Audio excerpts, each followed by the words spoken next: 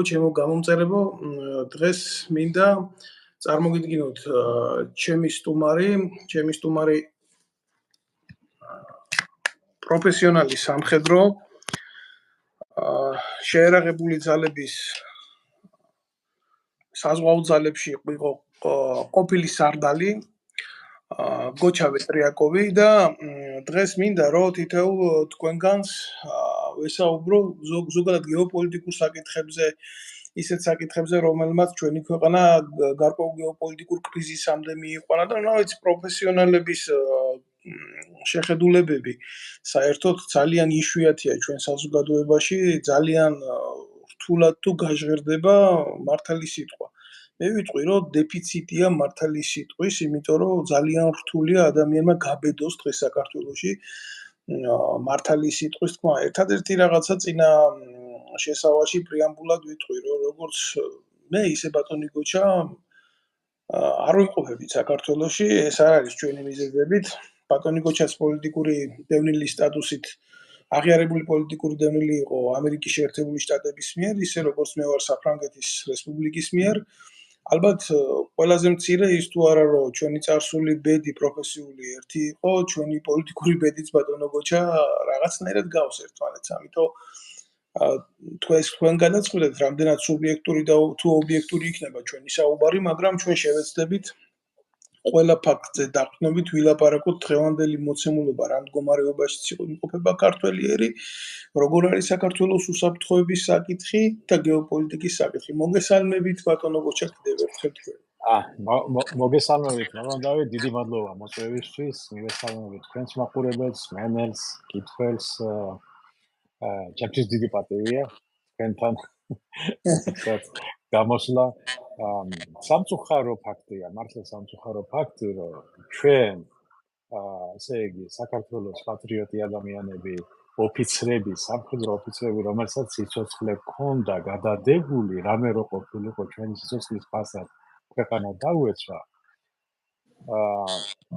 ვართ დევნილები და ადამიანები, რომლებსაც არანაირი შეხება არ ჰქონია და ეხლა მე ვერასოდეს ვერ წარმოვიდგენ, რომ ეს ადამიანები ოდესმე რაღაცას გააკეთებენ ისეც, რომ საკუთარი სიცოცხლე დადონ საშორზე, მემხედველობაში მათ დღევანდელი მთელი პოლიტიკური სპექტრი 1-2 გამონაკლისი შეიძლება იყოს, რომ გაწიროს საკუთარი თავი, გადადეს საკუთარი სამშობლოში. როგორც თქვენ, მრავალი ოფიცერი, თქვენ ვერ წარმოვიდგენთ, ამერიკაში ახლა მე ტეხასში ვარ და მარტო ვიყავისო.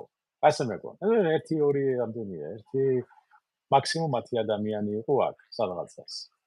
ხო და ეხლა მარტო აქ სადაც ვარ ეს ჩრდილოეთ ოსტინის მხარეს დაახლოებით 50 ოჯახზე მეტია უკვე ჩამოსული. უმეტესობა არის სამხედრო ოფიცრები ან პოლიციის კარგი ოფიცრები, რომლებიც ჩამოვიდნენ, იმიტომ რომ ავალებდნენ, რომ ვიღაც ქურდი მამაძაღლების ქვეშ მათთან ერთად არჩევნები და რაღაცეები ეტარებიან. ნუ რა ვიცი, მე არ მინდა ჭორიკანა მასალით გამოვიდეთ, მაგრამ ყובה ადამიანები ამას ყვებიან და ეს საჩინელება, ანუ ჩვენ გვიწერს ასვლა და ვიღაცა ბოდიში და ნაბიჯვრები, რომლებსაც ერთი დღე არ გაუტარებიათ არც ჯარში და ქვეყნისთვის სამსახური არ იციან, რას ნიშნავს? ისინი წყვეტავენ ჩვენი ქვეყნის ბედს. ბატონო გოჩა, ეს არის ყველაზე ცუდი, რაც ჩვენ გვაქვს, ეს არის ფაქტი და ამ ფაქტს უნდა ან თვალი გაუსწოროთ და ყველამ თავის თავს მივხედოთ, ან ბოლოს და ბოლოს ვინმე გდიანეგენი, რომ ჩვენ გამოყვარეს და თვითონ იგივე ისევ ჩვენივე ხარჯზე თვითონ ესე რომ ითქვიან ჩემი აზერბაიჯანელი მეგობრები ბაირამობენ. ბატონო გოჩა, თქვენ უფროსი ოფიცერი ხართ, მე უმცროსი ოფიცერი ვარ, მე ყოველთვის ვიცავდი სუბორდინაციას. ახლაც დავიცავ, მაგის პირობას ვდებ და არ დავარღვევ, მაგრამ ამ გადაცემის ფორმატიდან მე დაგისვამთ თქვენ რამოდენიმე შეკითხვას, რომ საზოგადოებისთვის ის სპეციფიკა, რომელიც ჩვენთვის შეერაღებული ძალების წარმომადგენლებისთვის ზედმეტად ცნობილია, ის რომ გავხადოთ მათთვის ნათელი, იმიტომ რომ მთელი ამ ხნის მანძილზე სამოქალაქო თავდაცვის სამსახური იქნებოდა, საზოგადოებაში სახელმწიფოებრივი მომზადება იქნებოდა, ის რაც ძირითადად საფრანგეთში, ამერიკაში დაწყებული სკოლის ეგრეთ წოდებული მერხიდან მიეწოდება ნებისმიერ მოქალაქეს, რომ ის იყოს მზად, როგორც მორალურად, ისე ფსიქოლოგიურად საკუთარი ქვეყნის თავდაცვისთვის, ჩვენ კარგად ვიცით, რომ სამშობლოს თავდაცვა მარტო იარაღის ხელში დაჭერით და ბრძოლით არ გამოიხატება. არ მეუღია ჩვენ საზოგადოებას, მის მოკლებულია ამ ცნობიერებას, ამიტომ დღეს სამწუხაროდ თქვენ ასევე მუშაობდით სპეცსამსახურებში, ხო? და პროფესიონალი კადრი ხართ თავიდან ბოლომდე იმ სამყაროსი, რასაც ქვია უსაფრთხოების სისტემა. დღეს სახელმწიფო უშეშროების სამსახურებში მუშაობენ კარფურის თანამშრომლები. აი ესეთი კარიერა გააკეთა ქართულმა ოცნებმა, რომელიც ნაციონალური მოძრაობის ამორწყეულზე ფაქტიურად გაღვივდა. აპატიეთ ესეთი შედარებისთვის, მეც არ მიყვარს ესეთი ბრუტალური შედარებები, მაგრამ როდესაც ვაკვირდები ჩემი ერის დღევანდელ მდგომარეობას, მე ვერ გავექცევი იმ რადიკალიზმს, რა თქმა უნდა, მხოლოდ და მხოლოდ პუბლიცისტურ რადიკალიზმს გულისხმობ და არა რაღაცნაირად იქ ვიღაცას თავში დანაჩავარდყად. და ვამბობ ამას, იმიტომ რომ აი საზოგადოებას რომ მოუყვეთ თქვენი დღევანდელი მდგომარეობა დავიწყოთ აქედან, იმიტომ რომ როგორც ჩემთვის ცნობილი გახდა, თქვენ საზღვაო ძალების სარდალი, უსაფრთხოების სამსახურების პროფესიონალური წარმომადგენელი. უარი გეთქვათ საქართველოს მოქალაქეობაზე, აღიკვეთეს ეს ახლა თან ვის მიერ თქვენ ნაციონალური მოძრაობის დროს იყავით წასული ამერიკაში, იმ დროს მიიღეთ იქ სტატუსი, ქართული ოცნება ამაყობდა იმითი, რომ აი კაცი პროფესიონალი გააგდეს ქვეყნიდან, გვემხობა ქვეყანა თავს და მოვიდნენ მერე ხელისუფლებაში და თქვენაირ ადამიანს წაართვეს მოქალაქეობა და ახლა პირდაპირ ვიტყვი, ვინც არის ის რა ჩვენ სისხლიდან ავართ ქართველები და ნაციონალური მოძრაობა და ქართული ოცნება ნამყოდ წარსულში მოიხსენიება ყოველთვის, მაგრამ აი თქვენიანით რომ გადმოსცეთ ადამიანს ასეთი შეურაცხყოფა რომ მოგაყენეს, როგორ განვითარდა ეს პროცესი და როგორი პრეისტორია ქონდა ყველაფერ ამას, რომ ბევრმა ქართველმა იცოდეს 2.800.000 ემიგრანტია საქართველოში.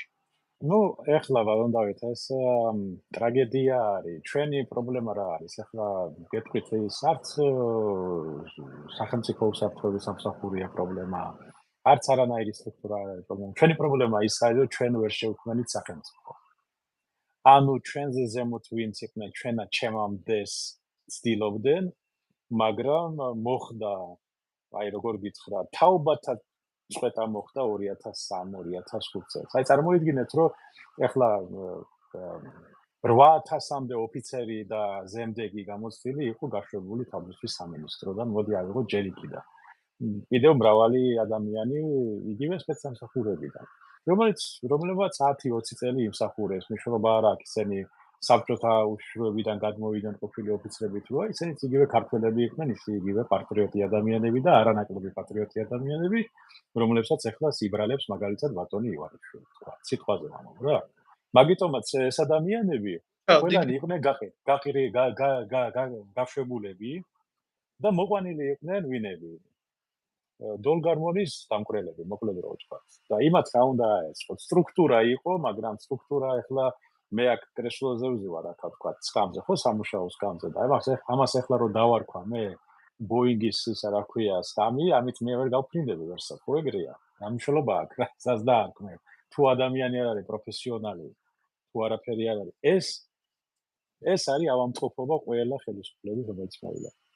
და ანუ მუშარგოლი, ვინც უნდა მუშაობდეს და რომელიც უნდა აკეთებდეს საქმეს, ის ჩამოაცილეს, მოიყვანეს მენახირეები და მე იმ მენახირეებს ვთხოვთ, რა საქმეს არ აკეთებენ კარგად, ან სწორად, ან როგორც კანონიერია. ანუ ჩვენ ვუჭერთ ვაშს და ველოდებით იმის ფორთოხლის წვენს ამ პირიქით. და არ არის, არ გამოვა. ეს პრობლემა დგას ყველგან. მე რო ვარი მეთქვა მოქალაქეობაზე, ეს არ იყო ის რა ქვია. ну თავიდან რა თქმა უნდა ნებისმიერი ადამიანი ვარ ქართველი მიიღებ ემოციურად რატო ამდენი წელი ემსახურე ქვეყანას რაღაცა რა ფიქრობ რომ გააკეთე რაღაცა ქვეყნისთვის და ვიღაცა ნაბიჯვარი ზის იქა და წვეტავს რომ შენ არ გიგუქნის მოქალაქეობა და მიგე ხო აი ესე მე ახლა ნაბიჯვრებს ვეძახის უყოლას ვინც ესე ფიქრობს საერთოდ მნიშვნელობა არ აქვს მე რომც კრიმინალი ვიყო თუ პროფესორი მაგას მნიშვნელობა არ აქვს ეს კონსტიტუციური უფლებაა ქართველი ადამიანის კონდეს მოქალაქეობა საქართველოსი რატო უნდა იყოს პრობლემა, ხო? მეშველობა არა და ისინი რასაც დებენ საფუძვლად ემიგრანტ ყველა მარტო მე არა ვარ, ანუ ემიგრანტების მიმართულებით, რომ ან ასე იგი ან ჯაშუშია, ან სპეცსამსახურებთან და მტრული სახელმწიფოს იმერთან დაახლოება, ეგეთი მუხლი არის, მე-16 მუხლის გეპუნქტი, ეგრეთ მიმსჯეს. თავად ჩაგეკითხე. ესე იგი, მუხლი წარმოიქმნეს მტრული სახელმწიფოს ხო, მტრული სახელმწიფოს შეიარაღებულ ძალებთან დაახლოებული პირი, ან სპეცსამსახურებთან, ეგეთი ფორმულირება აქვს მაგას. და ეხლა უყურეთ, ან კრიმინალი, ანუ მაფიოზი რაღაცა, ან რაღაცა, ეგეთი ვიხდი რა, ბოდიშს ვიხდი, დიდი ბოდიშით მაპატია. ფაქტები ამ ყველაფრის წარმოგიდგინეს უკვე რომ აგენტი და ეცით რა არის პრობლემა იმაში წარმოადგინო კაცო მოქალაქე რო ვიყავი და უნდა ვაგო პასუხი თუ ვარ დამნაშავე ვაგებ პასუხს რა პრობლემა არის ეს არის სისხლის სამართლის საქმე რაც არის საფუძველი მოქალაქეობის საფუძველისა რას მართლ ვაღწევი საქმე და წარმიდგინე ბრალი მორჩა მოქალაქე ვარ უნდა ვაგო პასუხი რაღაცა დავაშავე რაღაცა მაფიოზი ვარ. ნუ იმ პუნქტების მიხედვით, რაც არის. წარმოადგინეთ დაამტკიცე სასამართლოში. თუნდაც ეგეთივე სასამართლოში, როგორიც მანდა აქვს, ხო? მაგრამ მოქალაქეობა წართ ადამიანს უბრალოდ რომ არ მოგწონს და ამ დროს მიხვალ იუსტიციის სახში და რიგებია, არაბები, ინდუსები, ვიღა არ არიან ეგ მასთან აი ყოველთვის არ გამოგოს უყოლარი, მაგრამ საქართველოს მოქალაქეს, რომელსაც ემსახურა ქვეყანას და სიცოცხლე მოხონა გადადებული რამე რომ მომხდარიყო რომ ჩართულიყო და დაეცვა ქვეყანა იმას ართმევ მოქალაქეობას და შემოყავ საზღვარგარეთიდან მაქსიმალურად უცხო ხალხის ტომები პირდაპირ ამ შემთხვევით რომელსაც ასახლებს შენს მიწაზე აძლევ ბინადრობის უფლებას და ესე იგი რა მოდის ეს არის მიზანმიმართული გარიყვა ქართული ენოვანი მოსახლეობის დაახლოებით კიდევ 800,000 ადამიანი უნდა გავიდეს საქართველოდან და მორჩა საქართველო აღარ იქნება მარტო დასახელება და საქართველო იქნება უბრალოდ აი რაღაცა ლუქსემბურგიც არ იქნება რაღაცა ისეთი ქვეყანა რომელსაც მართავს სხვა ბატონო გოჩა მოდით მე ასე გავაკეთებ საზოგადოებამ რო იცოდეს მე რა თქმა უნდა წლები ვიმსახურე საქართველოს შეიარაღებულ ძალებში და პირველ რიგში ჩემთვის ესაა პროფესიული ტკივილი, როდესაც ვეტერანს ესე და დამსახურებულ სამხედროს ესე ექცევიან.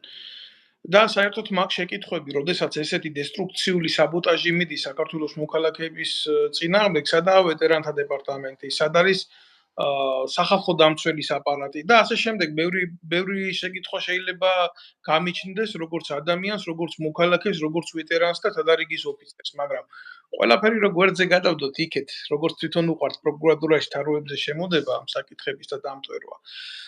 მიჩნდება ძალიან პროფესიული შეკითხვა თქვენთან, თქვენ იყავით საზღვაო ძალების სარდალი რა. საქართველოს სახმელეთო ტერიტორიაზე ნაკლები მაინდამაინც არ არის სხვა, რომელიც წესით ეკუთვნის საქართველოს საზღვაო აკვატორიას, ხო ეს ასეა. თქვენ ძალიან ბევრი ფაქტის შემსწრე იქნებოდით თუ როგორ ხდება საქართველოს საზღვაო სივრცეების გამოყენება მეზობელი თუ არა მეზობელის მხრიდან. აი ახლა გავაკეთებ ფორმულირებას ამ შეკითხვას და დღევანდელი მდგომარეობით საქართველოს არ აყავს სამხედრო საზღვაო ფლოტი. ვინაიდან ის იქნა მოღალატეობრივად გაუქმებული და არ შევალ ამ სიღრმეებში ვის მიერ, მე მინდა რომ ეს განვიხილოთ თქვენთან და პლუს ამას მე როგორც პროფესიონალი უყურებ თქვენს ჩამოშორებას საქართველოს ოფიციალური სტატუსიდან, თორე სისხლით ვინ ჩამოგვაშორებს ჩვენი სამშობლოა და ვერასდროს ვერავინ, ხომ არ არის უფრო ღრმა ინტერესი იმისთვის, რომ მტრების ხელში აღმოჩნდეს საქართველოს საზღვაო სივრცეები, როგორც არის მაგალითად ანაკლის პორტთან ატეხილი ამბები დღეს ახლა აქტუალური თემები რაც არის პოლიტიკაში და ხო არ უნდათ ამით დისტანცირება მოახდინონ პროფესიონალების, რომ არ გაღვივდეს ეს საკითხი და ამ საკითხის მასირება საზოგადოებაში. მაგას გეტყვით ახლა მე გავიხსენებ იმ პერიოდს, ეს იყო 90 წელი. 90 წელს მე ჩავირიცხე სამხედრო საზღვაო მაღალსასწავლებელში, ეს იყო ნუ ვლადივოსტოკში.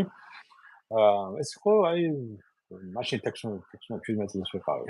რომ შევედი და მაგრამ მაშინ ჩვენ ყველავე გაჟღანთილი ვიყავით საქართველოსში, საქართველოს სიყვარულით და სულ ერთი სულოვნება იყო საქართველოსში საერთოდ. დამოუკიდებლობის. მაგრამ მე ახლა როგორც ახალგაზრდა თინეიჯერი ჩავედი, სწავლა მინდოდა რაღაცა მიიღწია და ჩავედი. 91-ში რო ჩამოვედი და რომ მოვდიოდი საქართველოში, საზაფხულო დასვენება რო ქონდა ერთვიანი.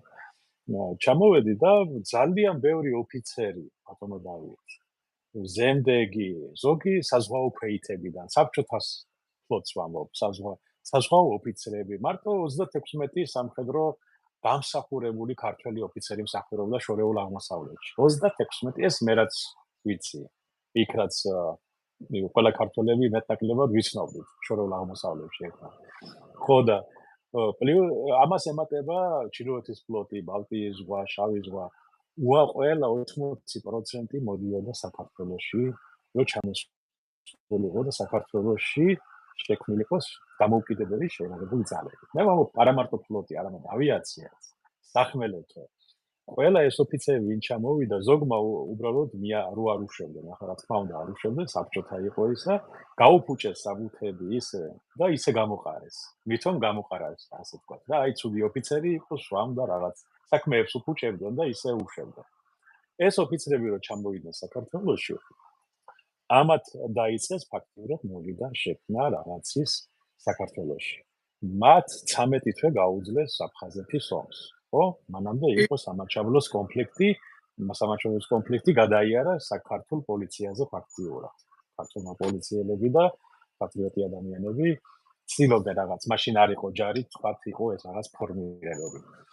იგივე აფხაზეთის დროს, აფხაზეთის ომის დროს, აფხაზეთის ომს არ დავარქმევ, მაგას დავარქმევ რუსეთ-საქართველოს ომს.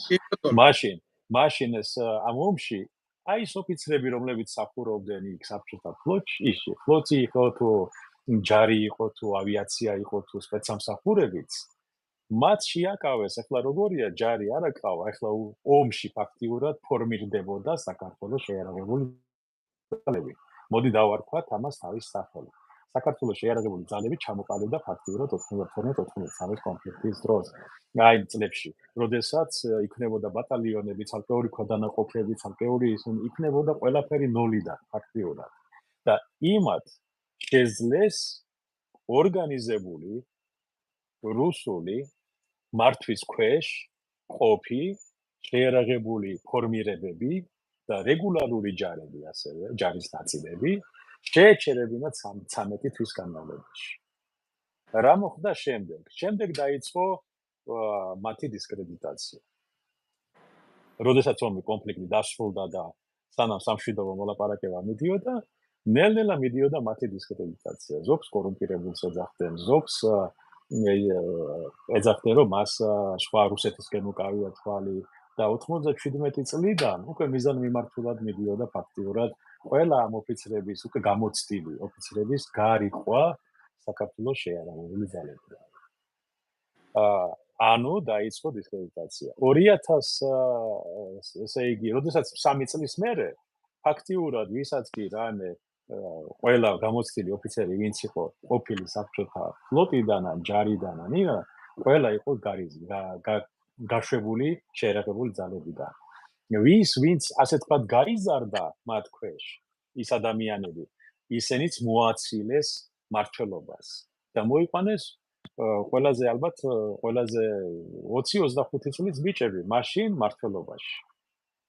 და ახალგაზრდები, გამოუცდელები, ან პოლიციიდან გადმოხდათ კადრები, ან პროკურატურიდან მოხდათ კადრები და ეხლა შეხედე უბრალოდ დააკვირდი ბატონო დავით, არ უნდა მაგას. გენშტაბის უფროს რა გამოცდილება ჰქონდა მაშინ 2008 წლის მდგომარეობით. გენშტაბის უფროს მაშინ მე, ამ ადამიანების დანაშაული ჩემ თავზე ვიგემე ეხლა ბატონო გოჩა, თქვენ მაშინ შეიარაღებულ ძალებში ოფიციალურად არ იყავით, ხო? მე უკვე აქ ვიყავი. ეს ისტორია ალბათ ყველამ საკუთარ უნდა გაიაროს რომ მიხვდეს. უბრალოდ მე მინდოდა თქვენთან მეკითხა, საუბარი ჩვენ სამხედროები ვართ და ყოველთვის ჩვენი მტკივნეული თემისკენ გაგვირვის, საზოგადო თემისკენ, იმიტომ რომ როდესაც სამხედრო მოსამსახურე ყალიბდება და იზრდება, მას ამზადებენ როგორც სამხედრო მოყვანილ. აი მინდა ბოდიში შეგაწყვეტინე ბატონო დავით. ეხლა უყურე რატომ მომყავდა აქ საიდან მომყავდა. ანუ შეიარაღებულ ძალებში ისევე როგორც ალბათ სხვა სამინისტროებში მოხდა თაობათა წვეტა.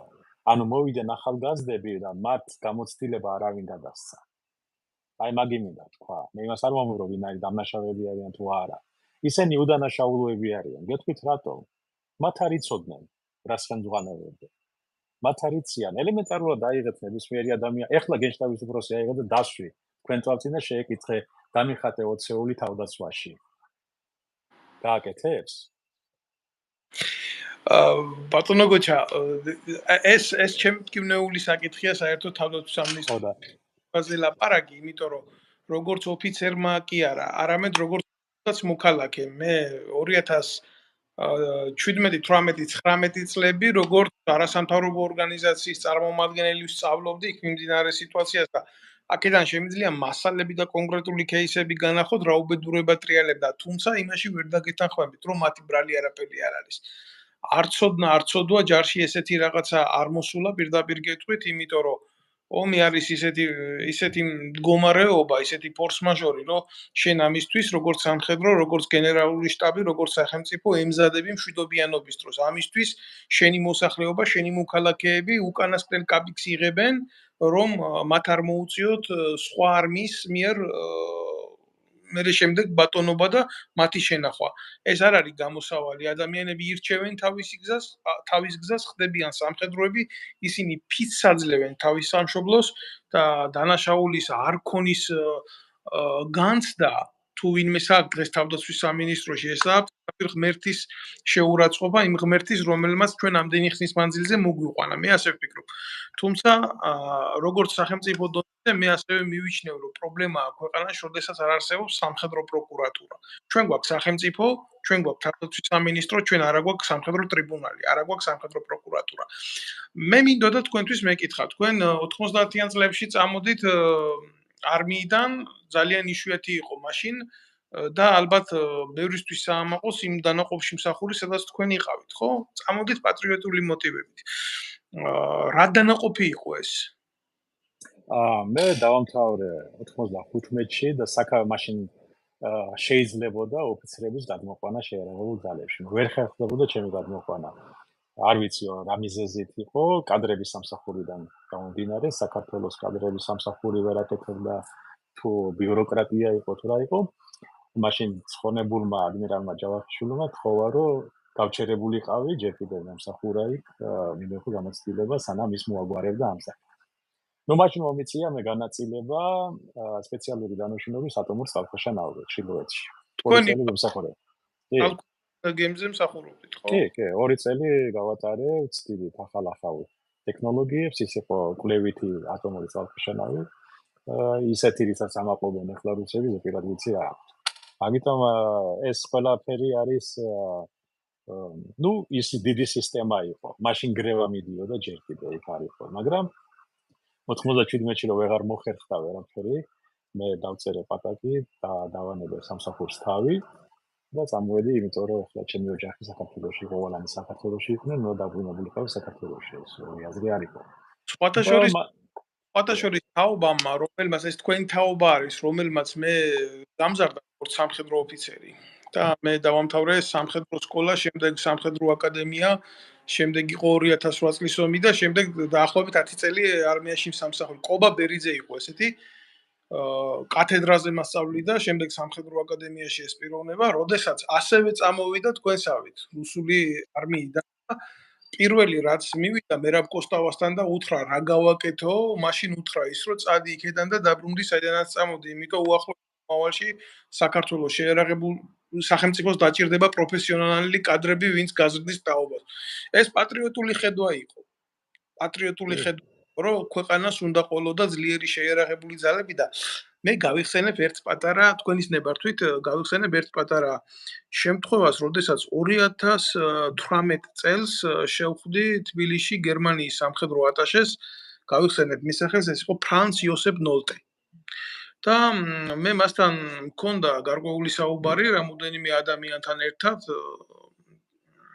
სხვათა შორის უშიშროების თანამშრომლები იქ ყავის მსმელებით მithვალთვალებდნენ, ვითომ სასწაულს ვლაპარაკობდი რაღაცას და მქონდა იმ განვითარებაზე საუბარი, როდესაც გერმანიის სახელმწიფო უკვე საბჭოთა კავშირის გასვლის შემდეგ რა გამოცდილებით აითვისა ის რესურსი, რომელიც ფერგესა და GDR შორის არსებობდა როგორც სამხედრო ძალები.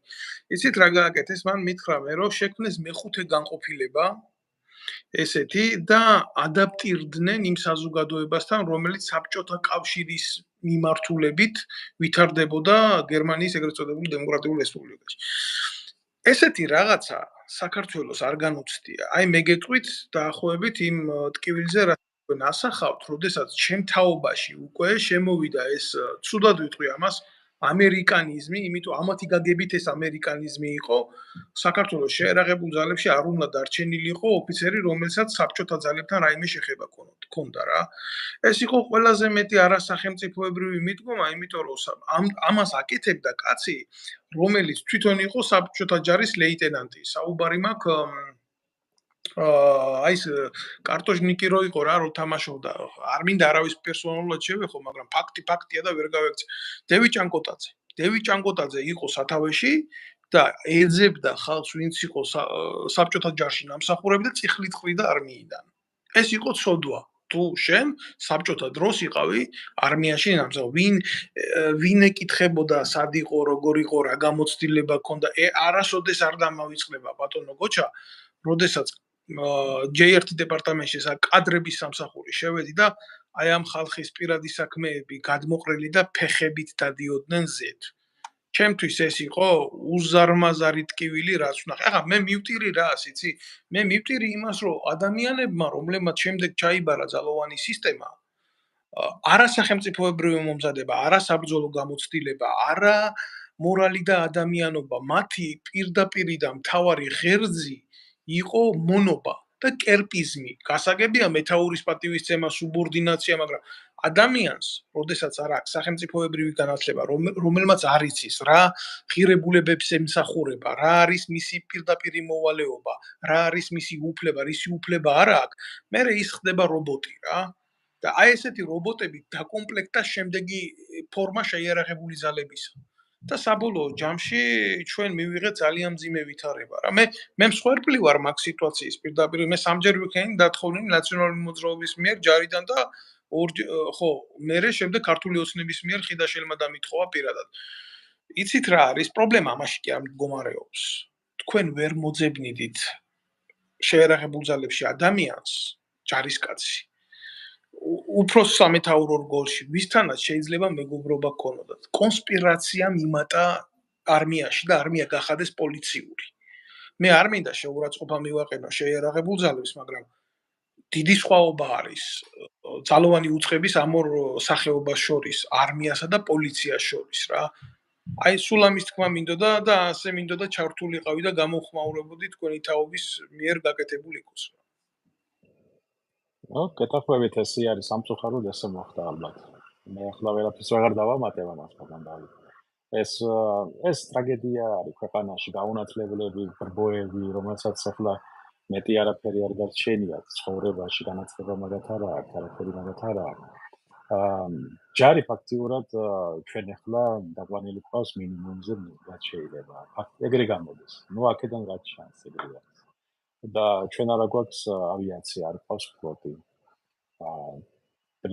ამას ემატება ის, რომ გავიგე, რომ დევნიან ოფიცრებს, რომლებიც იბრძვიან უკრაინაში. ნუ ეს ჩვენი ქვეყნის ტრაგედიაა. მაგას უკვე არაფერი ეშველება. ეს ამას მხოლოდ დრო უნდა. მეტი არაფერი, ამას რამდენიმე თაობის გამოზრდა უნდა. შემდეგ ერთი 30 წლის მერე შეიძლება მოვიდეს თაობა განათლებული, რომელიც უკვე ობიექტურად შეაფასებს ისტორიულ პროცესებს, რომელიც ეხლა ამ დღევანდელი დღეისთვის მიდის და თავის სახელებს დააქმნას ყველაფერს. ერთი შეკითხვაცა მაქვს თქვენთან, როდესაც ეს ეგრეთ წოდებული ოპერატიული თამაში დაიწყეს თქვენთან, აი მოქალაქეობის აღდგენის თუ გაუქმების შესახებ, თქვენ მოგთხოვეს თუ არა ქართული ენის ჩაბარება ამ ცინიკოსებმა? კი, ეს კანონი ითხოვს ფოთაშორის, ახლა რაც არ უნდა ჩააბაროთ ქართული ენა, რა თქმა უნდა. ირანელი ხართ თუ რა? ვერ გავიგე? რომელი ნორმა ითხოვს? ირანელი ხართ, არაბი ხართ, არანატურალიზირებული? არა, კანონი არ განსაზღვრავს სამწუხაროდ ქართული წარმოშობის სახარ თუ ირანული თუ სხვა უნდა ჩააბაროს ქვეყანა კანონით ეგრე არის. ხო, სხვათა შორის, როდესაც მაგ კანონს იღებდნენ ბატონო გოჩა, მაშინ მქონდა მაგის საშუალება დავსწრებოდი ამ პროცესს პარლამენტში. სურაბიშვილიც იქ იყო და ასე შემდეგ, ბევრი იყვნენ, მაშინ ერთად იყვნენ. აი მაპატიეთ ბატონო დავით, ერთ მაპატიეთ დავამატებ ამას.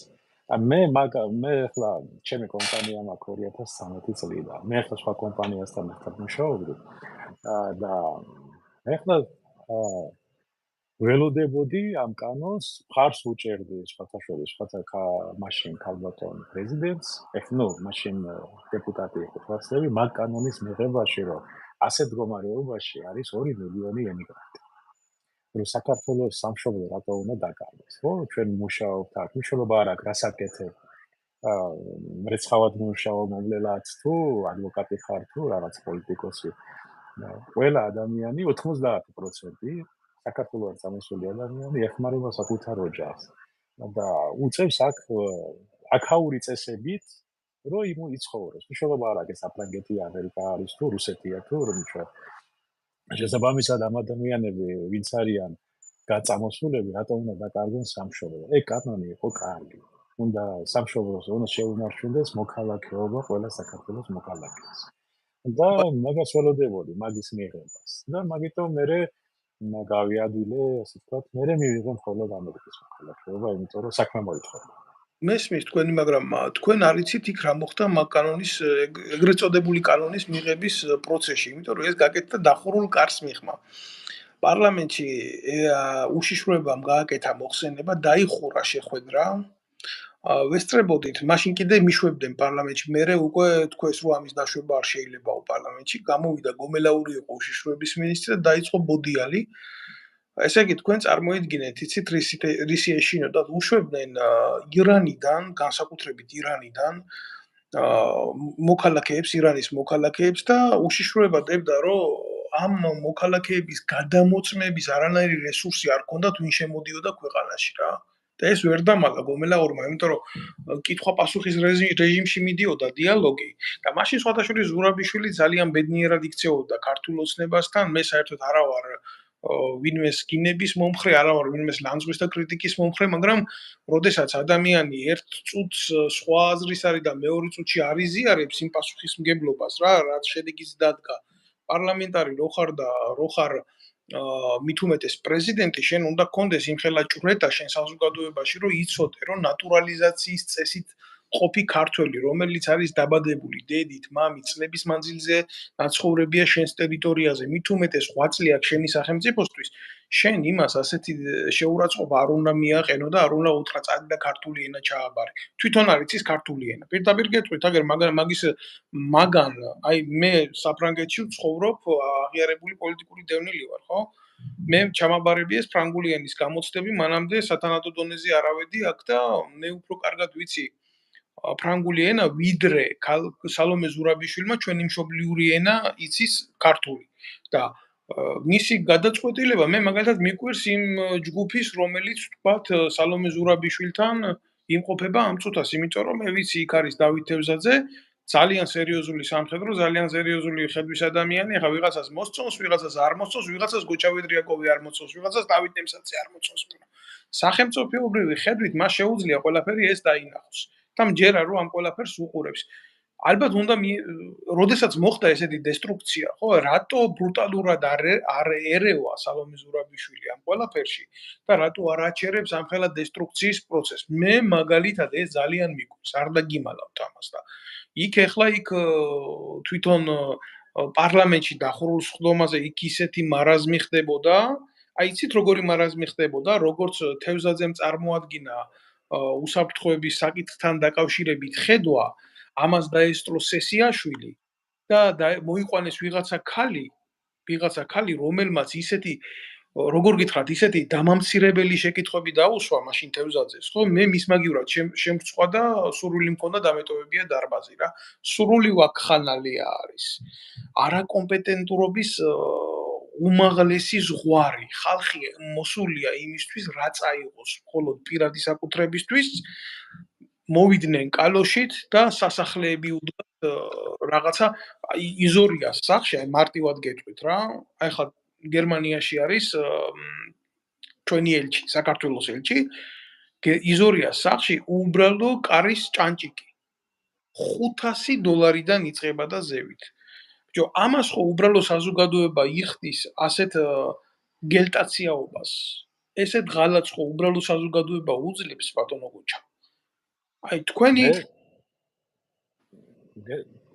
დიახ, წანებ. ბრძანეთ როგორ ვიკადრებთ გისმენთ? ეხლა ეს სამწუხაროდ ეხლა რაც ხდება ეხლა საქართველოს პარლამენტში, ეს ოპოზიციის ბრალიც არის და ჩვენ ფაქტიურად არ აქვს პოლიტიკური სპექტრი.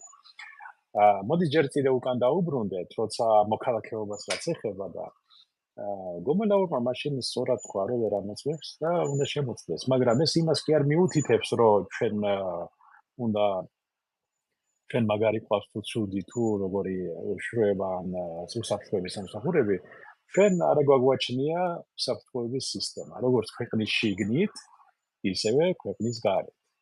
ანუ ჩვენ არ გვაქვს სადაზვერვო სისტემა, სადაზვერვო საზოგადოება საქართველოში არ არსებობს. არსებობს სტრუქტურები, არსებობს რაღაცა მართველები, რაღაცას აკეთებენ ვითომ, მაგრამ შედეგი რა არის? შედეგი არის ნოლი. რატომ არის ნოლი? იმიტომ რომ მუშაობენ, არიციან მუშაობა. მოდი ამას დავარქვათ პირდაპირ თავის სახელი. ტელეფონის მოსმენა, YouTube-ის პოსტების წაკითხვა და ეს არ არის, ესაც არის კი ღია წყაროების მეშვეობიდან. მე ცოტა შორის სადოქტორო მეთოდო დამეცვა სამხედრო უნივერსიტეტში 2012-ში. ნუ ფინანსები ვეღარ გავედიცი. ფულირება ძალიან ძვირი. მაგრამ ფაქტიურად ასრულებით უნდა შევისწავლე სისტემა როგორ მუშაობს დასავლეთში. საერთოდ აქაც, იქ ეს ღია არის, ეს არ არის საერთოდ საიდუმლო. და ჩვენ გვჭირდება იგივე სისტემის ჩამოყალიბება. მართვისა და კონტროლის სისტემა. კრიზისული სიტუაციების მართვის სისტემა, როგორც სახელმწიფო დონეზე, ასევე უწყებების დონეზე, ასევე ქალაქების და სოფლების დონეზე. ეს არის რეფორმები კი არ არის საჭირო. რეფორმას უკეთებ რაღაცას, რაც გააქვს და რაღაცა უნდა შეცვალო. და რაც არა გაქვს, ის უნდა დაინერგოს. და რაც კარგია, იმის მაგევრად რო აქედან წამოიღონ, თუნდაც მან საფრანგეთი და სინვალე დაწყობილი სისტემა არის. ეს რო აიღო და უბრალოდ უარგო შენ ქვეყანას და დანერგო. ისე როგორც ჩვენ გავაკეთეთ მაშინ სანაპირო დაცვის მიმართულებით მესაზღვრეებში. ეს არ გააკეთეს. ვერ გააკეთეს. ან ცოდნა არ აქვს. ან არავის არ სჭირდება, რომ ეს გააკეთოს. ეხლა როდესაც შენ მთელი ჯაშუშების ბუდი არის ქართულ პოლიტიკურ სპექტრში, აი პირდაპირ ამ სიტყვის მნიშვნელობით, ზოგი ინიციატივით, ზოგი ფულით, ზოგი სხვა რაიმე დაინტერესებს, ზოგი უბრალოდ სასარგებლო იდიოტებით სავსე, აი ეს კონგლომერატი როზიის 80% მე ახლა შეურაცხყოფად არ მიიღოს, მაგრამ ეს ასე არის, ფაქტი არის. არ ვითარდება არაფერი, ხო? ეს მიუთითებს იმაზე, რომ ჩვენ არაფერი არ გაგვაჩნია, ჩვენ სისტემა არ გაგვაჩნია. მნიშვნელობა არ აქვს ის შემოვიდა. კაი შემოვიდა გერმანიიდან ადამიანი. კაი საბუთებით იქ ცხოვრობდა იქ ისა, მე რა, მაგით რა შეუმოწმოს იმას. ვერაფერი, ანუ ჩვენ სისტემა არ აქვს. ვერ ხედავთ ჩვენ, აი როგორც მაგალითად ისრაელს აქვს აწყობილი. ხო, აი უკაცრავად სანამ საუბარს გააგრძელებთ, მაგაში ვერ დაგეთანხმებათ, მაგალითად საქართველოს უშიშროების მინისტრის მოადგილე ბატონი ბატიაშვილი, იმიტომ მაგან გააკეთა განცხადება, ხა პერსონალურად არა, მაგრამ ფაქტია რა, ეს ოფიციალური განცხადებებია რა, თვითონ თუ აქვთ უფლება რომელი ხის ძირს მოვშარდავდი ის გადაეღოთ, მე ხომ აქ იმის უფლება რომ შეფასება გავაკეთო საჯარო სივრცეში რაც იდება. იმან განაცხადა ოფიციალურად რომ ჩვენო ყველა აგენტი ვიცითო ვინ არისო, მაგრამ აგენტისო დაჭერაო საქართველოს უშიშროების სამსახურის პრიორიტეტი არ არისო, ჩვენო კონცერტებს არ ვდგამთ. ეს არის მისი განცხადება, მე ვციტირებ. ანუ გამოდის რა შენს ქვეყანაში შემოსული დესტრუქტანტის საზოგადოების ძირგამომთხრელი პერსონის დაკავება თურმე არ ყოფილა საქართველოს სპეციალური სამსახურების საბრძოლო ალგორითმი. გესმით თქვენაშია საუბარი? საქმე რა შეაქვს? ეს მიუთითებს იმაზე, რომ ჩვენ ვაი კიდევ გავიმეორებ, ჩვენ არ გვყავს არანაირი უშუალება ტელეფონის მოსმენა და პოსტების საკითხით თუ დაიმებით, თუ აკეთებენ აღმოჩენებს. მაშინ ისაც უნდა იცოდნენ, რომ სპეციალური სამსახურები არ დახარჯავენ მილიონებს აგენტის მომზადებაში, რომ საქართველოში გაუშვან, როცა ყველაფერი დევს ზემოთ. და საძებნი არაფერი არ არის. უხადონ თვითონ პირადი ინიციატივის საფუძველზე გაყიდიან ქვეყანაზე რა პრობლემა. მე ეს ხდებოდა მაგის ახლა გეტყვით აი მაგალითად ავიღოთ პოლიტიკური შპიონაჟი. პოლიტიკური შპიონაჟი რა არის? პოლიტიკური მისწრაფებების, პოლიტიკური მიზნების გამჟღავნება უცხო სახელმწიფოს ვთქვათ, არასასურველი სახელმწიფოს ან გინა მეგობრული სახელმწიფოს ხელმძღვანელობას უაცნო. რას აპირებ? ნებისმიერი პოლიტიკური გადაწყვეტილებები რაღაცა უნდა იყოს დაფარული, რომელიც ქვეყნის ინტერესებში შედის. ამ დროს პარტიები ჩამოვლენ, გინდა ბრიუსელში, გინდა ვაშინგტონში დაეწყობიან ქათმებივით და დაიწერენ კაკანს ყველაფერზე, რაც იციან და რაც არ იციან. განსაკუთრებით ერთმანეთის საწინააღმდეგო. და ამ შემთხვევაში ეს არის მეთქი კი არაფერი, აი რა უნდა მანდ ახლა აგენტების სკოლა და იმის სკოლა, როცა აგერ თვითონ მორბიან და თვითონ ალაგებენ ყველაფერს. ხო?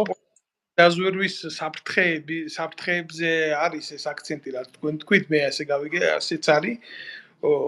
ხო, ნუ არ არსებობს ქვეყანაში რეალურად არც კონტრდაზვერვის სამსახური, არც საგარეო დაზვერვის სამსახური. აი, პატარა მაგალითს გეტყვით, ახლა მაგალითად რითი არის დაკავებული საგარეო დაზვერვის სამსახური. მე მაგ შეხება რა, უბრალოდ მქონდა შეხება და ვიცი ორგანიზაციის წესით.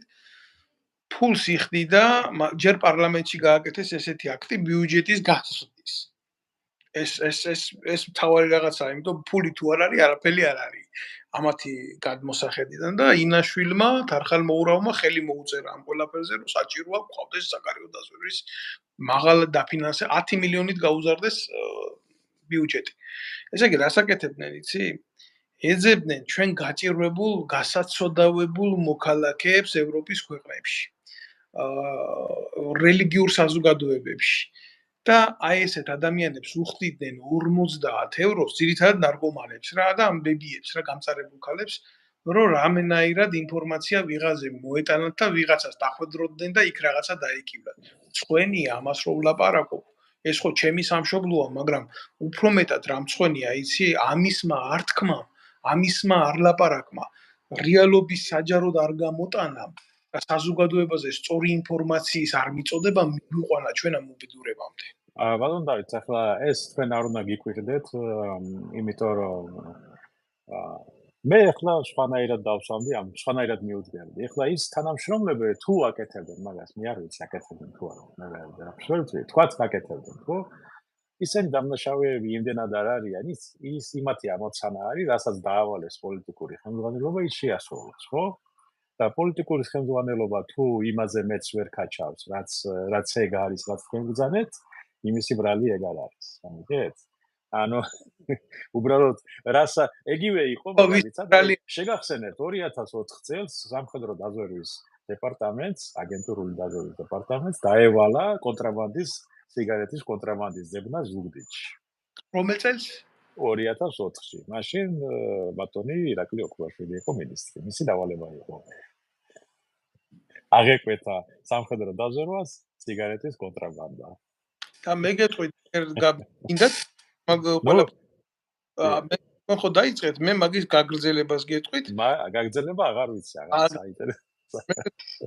ახალი თაობის ოფიცერი ვარ, ვიდრე თქვენ. თქვენ იქეთ მე აქეთ ვიცი.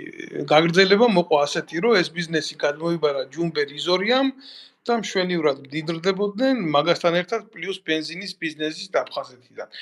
ახლა იცით რა არის? მართლა ვწუხარ ამ ყველაფერზე, რომ ამას ირონიულად ლაპარაკობ, იმიტომ რომ ამას სერიოზულად ვერ შევხედავ.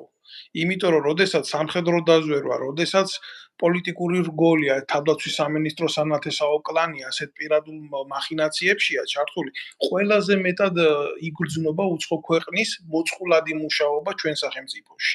ვის გინდა ეს დააბრალოს, შენი სისხლი, შენი ხორცი, შენი გვარის ადამიანი ჩადის ამას და ვერავის ვერ გაუბრაზდები, იმიტომ რომ შენ ახარ იდიოტი, ქვისკენ პირი მიქნია.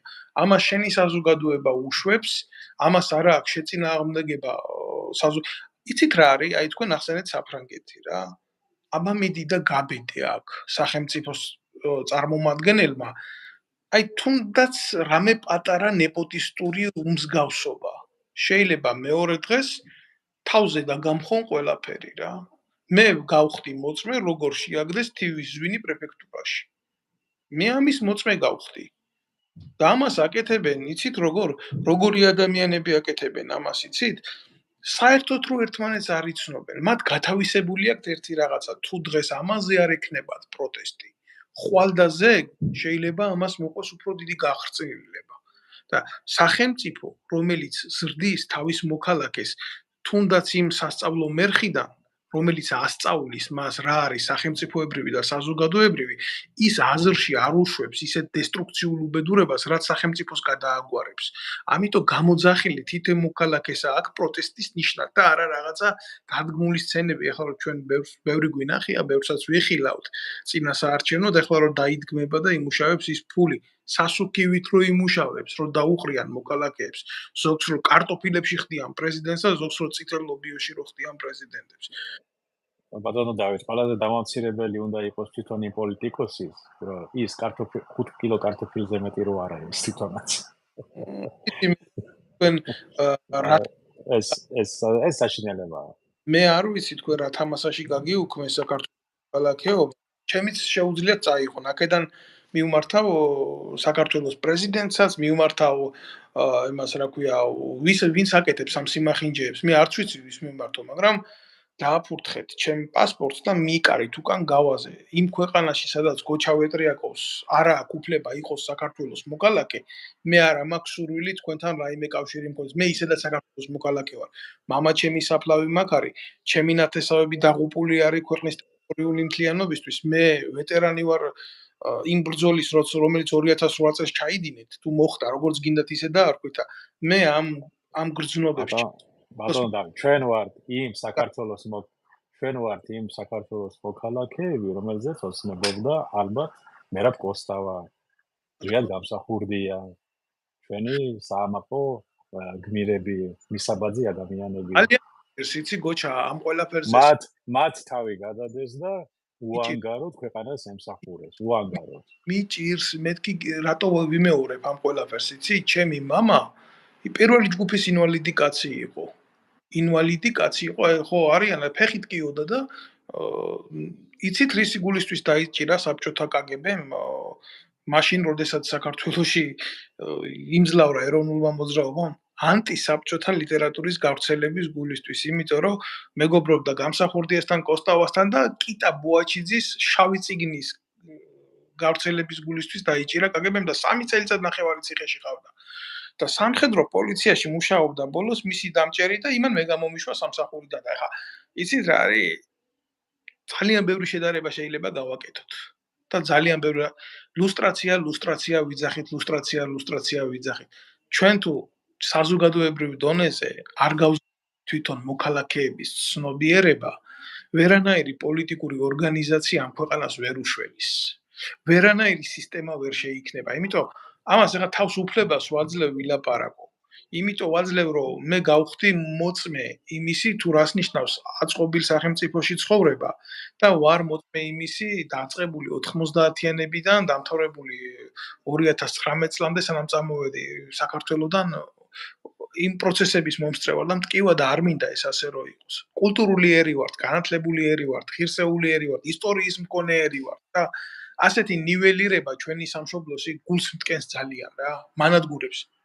აი მხოლოდ იცით რა არის? აი თქვენ მართალი ეგრი არის, მაგრამ დაიწყე ყველა ქართველ ადამიანს ანადგურებს, ვინც მნიშვნელობა არ აქვს, ვინც სად არის და რა არის.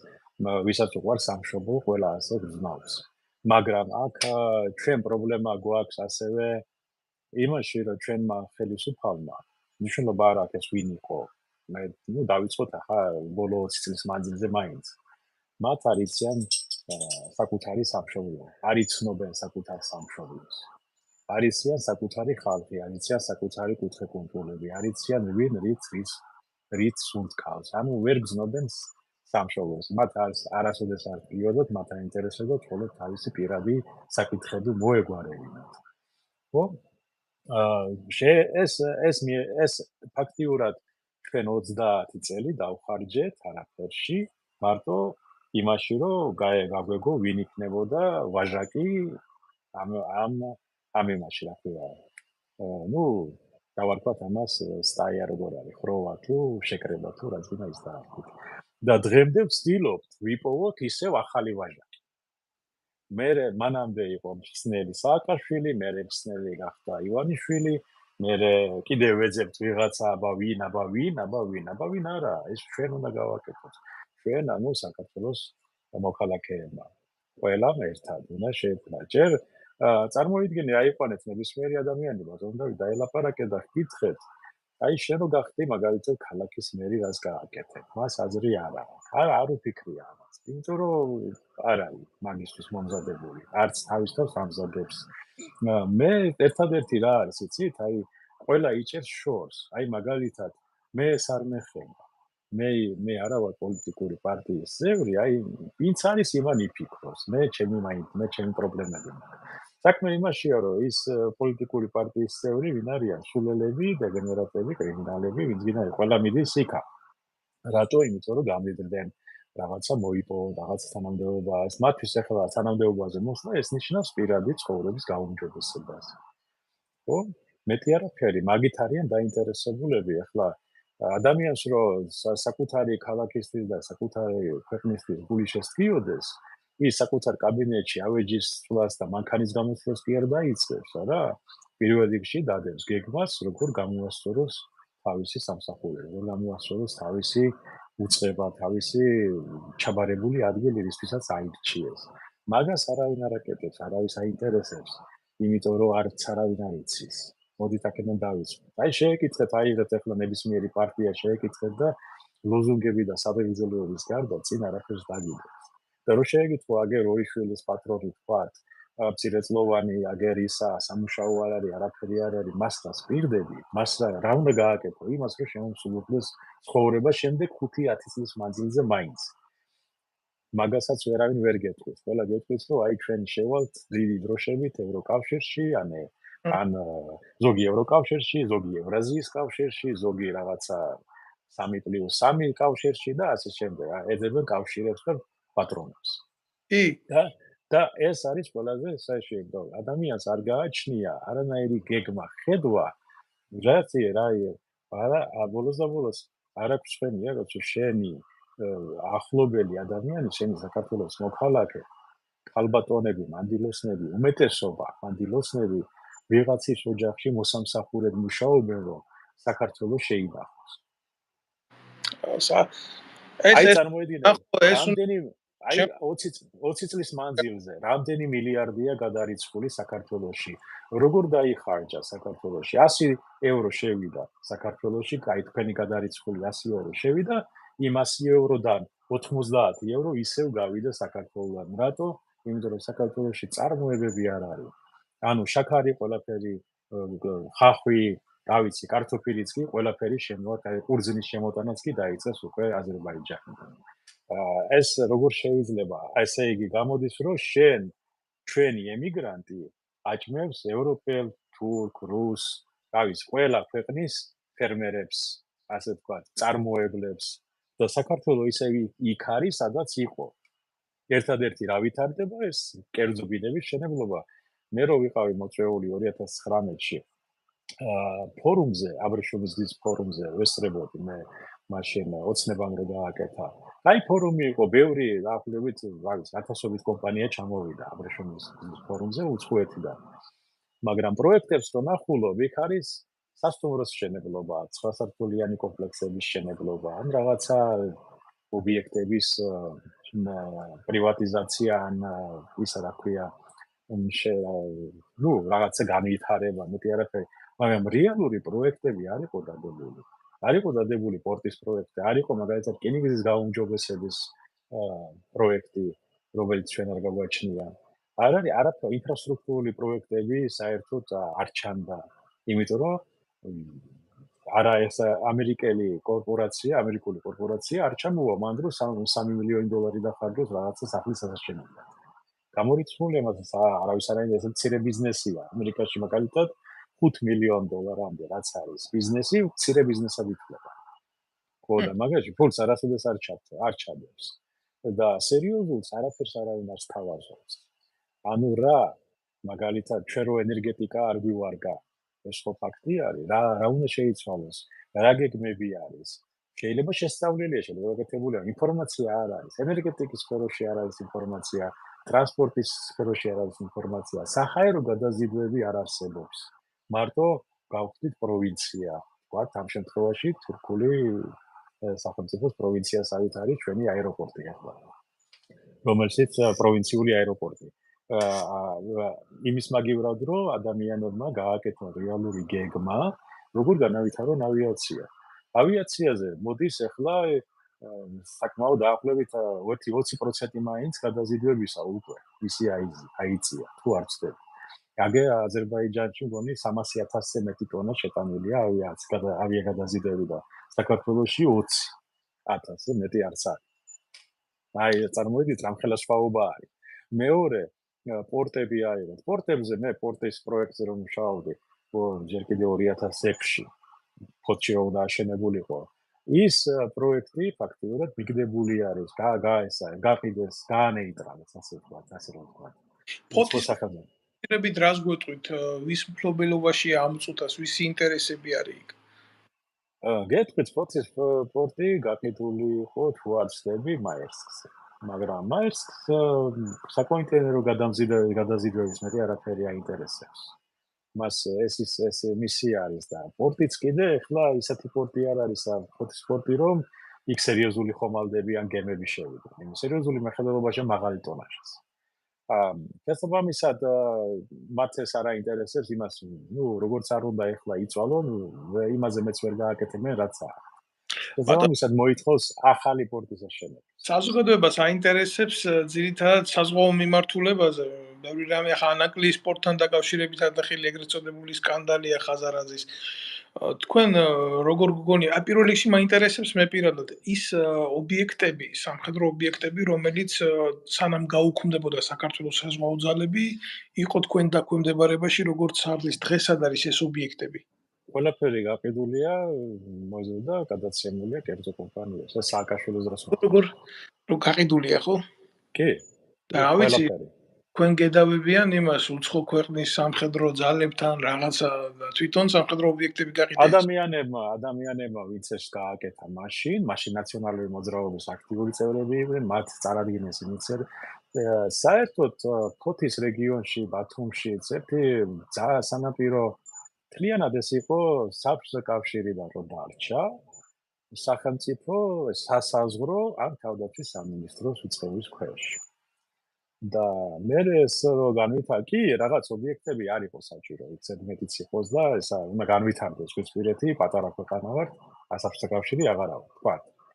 მაგრამ საზღვაო ძალების ტერიტორიები და ის სადაც უნდა იყოს, თქვა, ეს ყველაფერი რო აიღეს და გაყიდეს და გადააბარეს სხვას, მთელი მიზანი საზღვაო ძალების გაუქმებისა იყო მეტი არაფერი. ტოტალური მიზანი. ხო, ტოტალური და მაგაზე მიდიოდა მუშაობა დიდი ხანი. და ვიღაცამ რო თქვას, რომ ამერიკელებმა მოითხოვეს, ეს ზღაპრებს შეყვებიან მან. ამერიკელებმა მოითხოვეს, რომ ეს არის ტყუილი. საერთოდ ტყუილი. მაგი არასოდეს ამერიკელებს არ მოუთხოვიათ. არც ნატოს წევრებს მოუთხოვია და პირიქით, რა ნატოს რეკომენდაციები მე მაშინაც მოვიდა ოქროაშვილის დროს, თუ აღარ მახსოვს ვინ იქნებოდა უკვე მინისტრი, მაშინ ახალი არის წამოსული ვიყავი და მეც ასლი მომივიდა და მე ასლი გადაუგზავნე მე 2012-ში და 2013-ში თავდაცვის სამინისტროს. იქ ეწერა ყველაფერი რა როგორ უნდა ყოფილიყო. და არავითარ გაუქმებაზე ლაპარაკი არც იყო საერთოდ.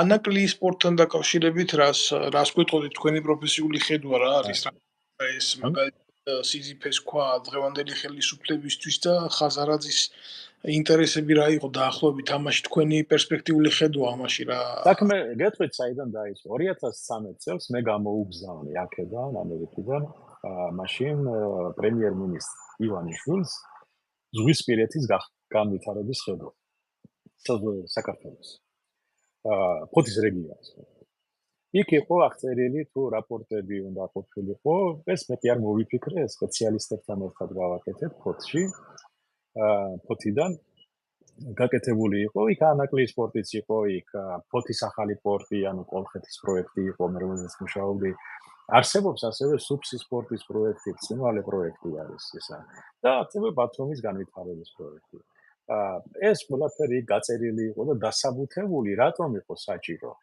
ეს გეუბნებით 2013 წელს და იქ იყო მითითებული რომ ეს კრიზისი ახლოვდებოდა მითითებული იყო გაიზრდებოდა ტვირთბრუნვა აუცილებლად გაიზრდებოდა და ყველაზე სუსტი რგოლი ამ ეხლა ეგრეთ წოდებულ ეხლამდელ როგორც ცნობილია შუადერეფანს რო ეძახიან ეხლა ამაზე ყველაზე სუსტი რგოლი იყო საქართველოს იმიტომ რომ რკინიგზა არ იყო საკმაო დონეზე როგორია ეხლა სენაკიდან თუ არ ვწდები ფოთამდე 40 კმ/სთ-ში მძლივს მოძრაობს მატარებელი აი იმ რო არ გადატრიალდეს ან რამე არ მოვიდეს კოშმარია ეხლა არ ვიცი შეიძლება გააკეთოს რამე შეასწოროს რამე მაგრამ ნუ მეგეუბნებით მაშინ დელფინ გზაში ჩერდება მატარებლები და ისეთი პრობლემები აქვს ისეთ პირველი კლასის მატარებლებს რომ ორსართულიანი კიბეები უნდათ რომ გზავრები ჩამოიყვანონ ძის ეს ფაქტი ამას მე არ ვიგონებაც ეხლა ნუ აი სწორედ მაშინვე იყო ეს პრობლემა მაგრამ ამას ემატება კიდე საავტომობილო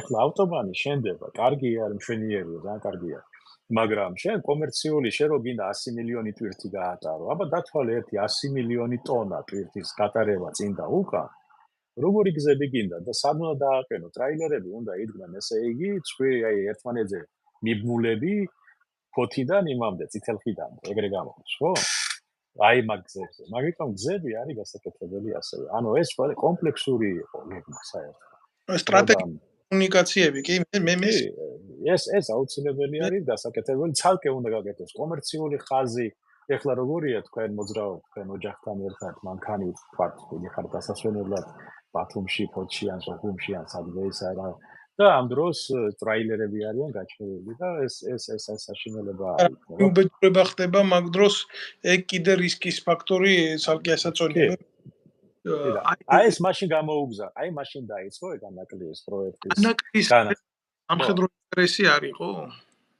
არა არავითარი სამხედრო ის არისო მანდ ეს სუფთა კომერციული არის მანდ როგორც მშრალი ტვირთი ასევე თხევადი ტვირთი ასევე მომავალში შეიძლება ჩადებული უნდა ყოფილიყო ისა გაზის გატარებაც გაზი ეს ირანის პრობლემა დალაგდება ადრე თუ მალე და ირანს აქვს უზარმაზარის გაზის საბადო ასევე თურქმენეთს და იმათ უნდა გზა რო გაიტანონ ევროპაში ხო და შესაბამისი გზა ერთადერთი გზა ყველაზე უმოკლესი რომელიც კასპიიდან მოდის ეს არის საქართველო და გაზი ვერ გავა საქართველოს ასევე თქვა თხევადი გაზის გარდაქმნა თქვა ამ ტექნოლოგიების შემოტანა სიმონსის ტექნოლოგია ბევრი რაღაცა იყო ნუ რომელსაც შეიძლება იმუშაოს მე ახლა გეუბნებით თქვენ ხმამაღლა ის ტექნოლოგიები რაც შეიძლება შემოტანილი იქნას მაგ მიმართულებას ანაკლია სუფთა სამხედრო კი არა სუფთა სამოქალაქო კომერციული პროექტი იყო რომელსაც არ ესაჭიროებოდა არავითარ შემთხვევაში არც ჩინური და არც ამერიკული ინვესტიცია მაგის შეეძლო გაეკეთა დაეწყო საქართველოს ხელისუფლებას თვითონ იმიტომ რომ საქართველოს ძალიან კარგი მშენებლები ჰყავდა ჰიდროტექნიკური ნაგებობების ძალიან კარგი მშენებლები მეტრომშენი და ბევრი ისე ჩვენი ქართველები არიან ლიდერები მსოფლიოში რადუნა მაგას ამერიკაში არიან ქართველი მეცნიერები რო საფრანგეთში კი შეიძლება ჩამოყვანა თავისუფლად გააკეთე გამოცდილი ინჟინრები ყავს ჩვენ მათი დახმარებით შეიძლებოდა ეს არ ვიცი ახლა მეგობრებებით მაგ პერიოდში მაგრამ მაგის გამოცდილება იყო რომ დაეწყო ფული საიდან ახლა იტყვით თქვენ რა ღირს ეს დაახლოებით 1.2 მილიარდი საქართველოს მოქალაქეებს გაეკეთებინა ღია საზოგადოება, უბრალოდ სისტემა მოსაგვარებელი და თვითონ საქართველოს მოქალაქეებს ჩაედო ფული აი თქვენ ხართ მანდა რა გადაწყვიტეთ აქციის ყიდვა ანაკლიის ფული უნდა წავიდეს ვიზა მიმართულებით ანაკლიის ინფრასტრუქტურულ პროექტში. ანუ თქვენ აქცია იყიდეთ, რომელსაც მერე დივიდენდები მოაქვთ თქვენთვის. ანუ ეს სისტემა არის ასაწყობი თავიდან ბოლომდე. თემას, რომელსაც თქვენ გულისხმობთ, პირდაპირ გეტყვით რა, რომ თუ მე სხვა თემა ვარ, მაგრამ ნებისმიერი ადამიანი, რომელსაც იმხელა ფული აქვს, რომელიც თქვა აქცია შეიძენდა რა. პირველ რიგში დასვამს იმ შეკითხვას, რამდენად უსაფრთხო გარემოა მე რო ამას ვყიდულობ. რა თქმა უნდა, ეს ამას უნდა შეიარაღებული ძალები, აუცილებლად, შეიარაღებული ძალები არის მაგის გარანტი, უსაფრთხოების სისტემები, საზღვაო ძალები უნდა არსებობდეს. კიდე ერთი კატერი ყავდეს ისა და ერთი ნავი უნდა იყოს სახელმწიფო რატო? იმიტომ რომ ამას თავისი დათვირთვა აქვს. იქ არის საკითხები, რომელსაც იქ ვერც ხმამაღლა იტყვი და ვერც ისა, რომელსაც სახელმწიფო თვითონ დააკონტროლებს და არა უცხო სახელმწიფო გიკონტროლებს. სხვათა შორის ამაზე ნიკო ნიკოლაძეს ძალიან კარგი განმარტებები აქვს გაკეთებული წერილები და წაიკითხონ. და მე იმას ნიკო ნიკოლაძეს თავის დროზე ჰქონდა დაპირისპირება აქ ნობელთან და შვებთან, ესე ვთქვათ, მაგნატებთან, მაშინ მილიარდერებთან. რო და ეს ტყუილად კი არ იყო ეს, რაც ტყუილად კი არ იბრძოდა, იმიტომ რომ ეს დამოუკიდებლობის ერთ-ერთი ელემენტია შენ აკონტროლო შენი კომუნიკაციები. რა თქმა უნდა.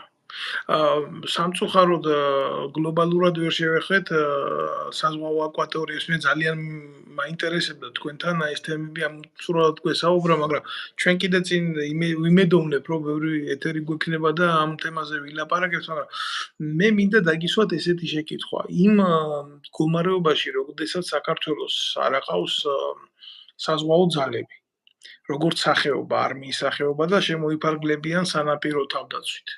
სანაპირო თავდაცვა ხო ეს არ არის როგორც საზღვაო ძალები, მას აქვს სხვა ფუნქცია და სანაპირო დაცვას აქვს აბსოლუტურად სხვა ამოცანა, ხო? ფაქტიურად საერთო საზღვაო კომიტეტის მიხედვით ჩვენ ბევრი იარაღზე გვაქვს შეზღუდვა, რომელიც შეუძლია გამოიყენოს იქ საზღვაო ძალებმა და ის არ შეუძლია გქონდეთ თქვა სანაპირო თავდაცვას. როგორც მე ვიცი, ხო, სამხედრო გემის მიდევნების უფლებაც არ აქვს სანაპირო თავდაცვას. ამ ვითარებაში, როდესაც ჩვენ ეს ძალები არ აგვყავს, გულისხმობ საზღვაო ძალებს. არის თუ არა საქართველოს აკვატორია სხვადასხვა რისკების გამტარი ტერიტორია, ანუ შავი ტერიტორია ხო არ არის ჩვენი ტერიტორია? კი, შავი ტერიტორია, იმიტომ რომ ის ვერ კონტროლდება ისე როგორც საჭიროა. ჩვენთან სამწუხაროდ სანაპირო დაცვა ვიცი რაც არის ძალიან კარგად. მაგიტომაც მათი ამოცანები სულ არ არის ახლოს საზღვაო ძალებთან.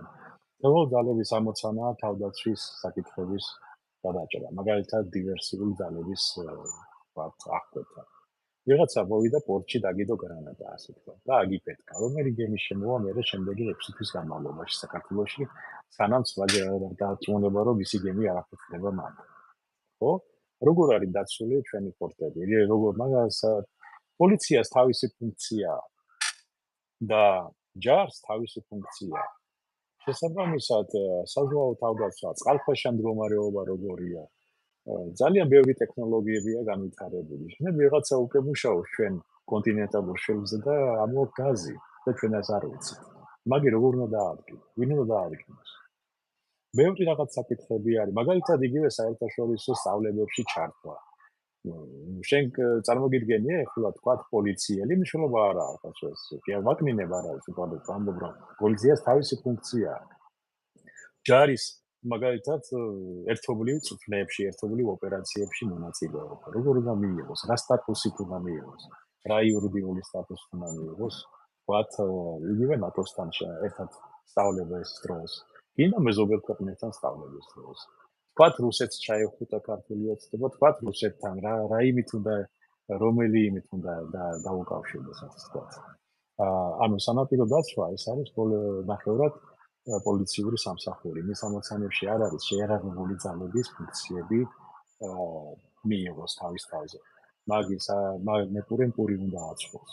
ხო და მიგეთ. ახლა იგივეა, რომ ვთქვათ, რომელი არის ახლა ვთქვათ, აირზე ნახო, ვთქვათ, ჩვენთან ავიაცია, ვთქვათ. და იმანაიროს ახაერო თავდაცვის ახლა ფუნქცია თავის თავზე. ხო? პოლიციური სახელმწიფო არის და მეტი არ ჭირდებათ. თქვენი პროგნოზი თუ შეიძლება თამამად კი მომდის რომ გკითხოთ, მაგრამ რადგან ჩვენ აქ მეგობრულად ვლაპარაკობთ და საზოგადოების ფართო მასები გვიყურებს და გვიყურებს კიდევ უამრავჯერ. თქვენი პოლიტიკური პროგნოზი აი ესეთ კრიზისში რომ ვიმყოფებით დღეს, ჩვენ არ ვიმყოფებით მაინდამაინც სახარბიელო სიტუაციაში ერი. იმიტომ რომ ჩვენ რადიკალურად დავშორდით აბსოლუტურად ცივილური სამყაროს. გასაგებია რომ გქონდეს შენი ღირებულებები, თავმოყარეობები, შენი სახელმწიფოს პოლიტიკას ატარებდე, მაგრამ ჩვენ ხო ვიცით, პოლიტიკას წარმოშობენ ადამიანები, რომლებსაც ერთი ხი არ აქვს დარგული ეზოში. ხო, ასეთი თოჯინების ხელში იმყოფება დღეს საქართველო. თქვენ როგორც თქვით, ნაბიჯვრები, მე ორმაგად გეთანხმებით. ჩვენი პროგნოზი, ჩვენი ქვეყნის და საზოგადოების პროგნოზი ასეთ მძიმე გლობალურ სიტუაციაში რა შეიძლება იყოს უახლოეს წლებში? ჩვენი ერთადერთი გადარჩენის გზა არის ბატონო დავით,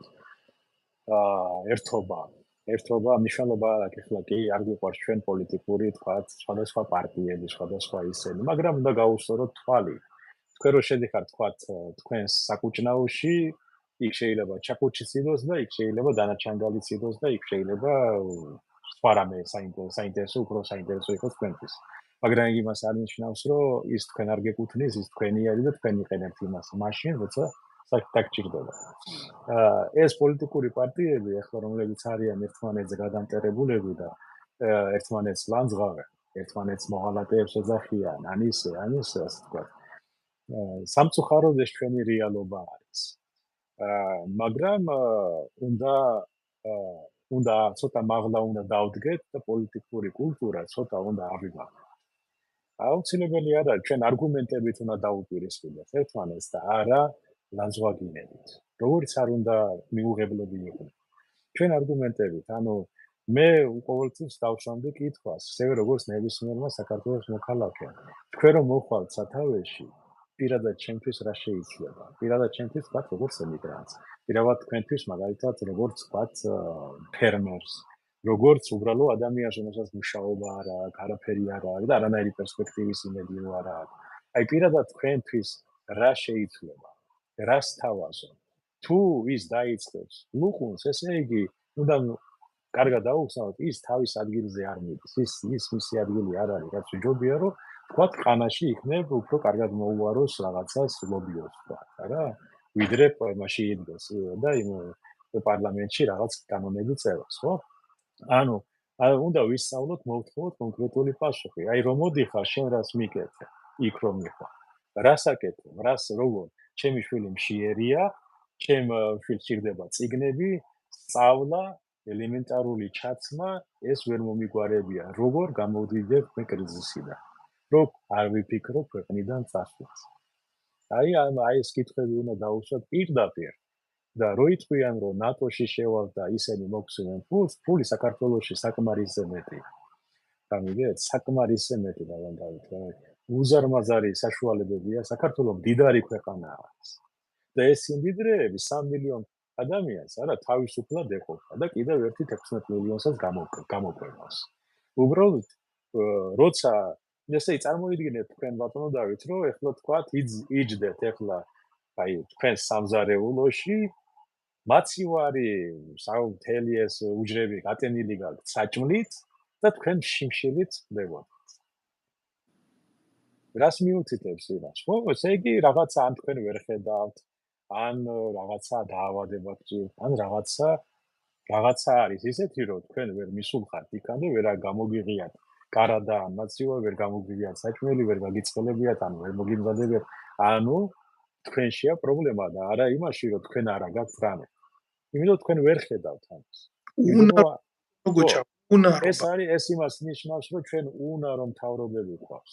განაისა რომ ეს ცუდი არავინ არ არის, მე ახლა ცუდს არავისი არ არის. ყველა ცდილობს რაღაცა გააკეთოს. თავისი ჩვენთვის შეიძლება ის 0.1%-ია 100-დან, მაგრამ იმისთვის ეს 100%-ია. გამიგედა? მაგიტომ ის უნდა გავწიოთ გვერდზე და მოვიყვანოთ ვის ცოტა მეც გააკეთებს. და როგორ კაი გუჩა, როგორ წარმოგიდგენია ახლა შენ საქართველოში პოლიტიკური სამყაროს გაჯანსაღება, როდესაც წლებია უკვე არავის არ უშვებენ არჩევნებში, არავის არ უშვებენ თუ თვითონ არ არიან კოლაბორაციაში. ჩვენ მოდი სიმართლე ვთქვათ, გასაგებია ეს თქვენი სურვილები, თქვენი ოპტიმიზმიც მე მივესალმები ამ ყველაფერს, მაგრამ თქვენ ხო კარგად იცით, აი თქვენ რომ მოინდომოთ პოლიტიკაში შესვლა, მე რომ მოვიდომო პოლიტიკაში შესვლა, აღმოჩნდება ხო ის საოცრება, ისეთი მიზეზი ამისთვის, რომ ჩვენ იქ მონაწილეობას ვერ მივიღებთ. ძალიან მარტივი მიზეზის გამო ჩვენ კოლაბორაციაში არ ვიმყოფებით ისეთ ძალასთან, რომელიც გეგმავს საქართველოში ფსევდოდემოკრატიას. და მაგას აქვია კუსტარული მართვა.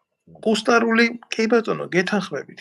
მე ყოველთვის მინდა ვთქვა და ახლაც მინდა განვაცხადო, ჩემი ეტერიდან არასდროს არ მქონია მე პირადად პოლიტიკური ამბიციები, ყოველთვის ვიდექი საზოგადოებრივი უწყებები და საზოგადოებრივი პლატფორმიდან და კი გასაგებია. ხო არის ადამიანები, აი თქვენსავით გამოცდილი, რომელმაც გაიარა ეს პროცესები, ნახა და ვთქვათ, შეეძლო, ვთქვათ, გარკვეული კონსოლიდაცია მოეხდინა სამხედრო საზოგადოების, პროფესიონალი საზოგადოების, შექმნილი იყო კონკურენტურნარიანი გარემო, რომ საზოგადოებას გაეკეთებია განსხვავება შავსა და თეთრ შორის. და არა მარტო თქვენზე მაქვს ლაპარაკი, ბევრი შეიძლება თქვენზე ძლიერიცაა, ბევრი შეიძლება თქვენზე ზუსტიცაა. აი ეს აუზი თუ არ შეიქმნა პოლიტიკური არჩევის საზოგადოების წინაშე თუ არ წარდგა თვითონ პოლიტიკური სამყარო, ხო?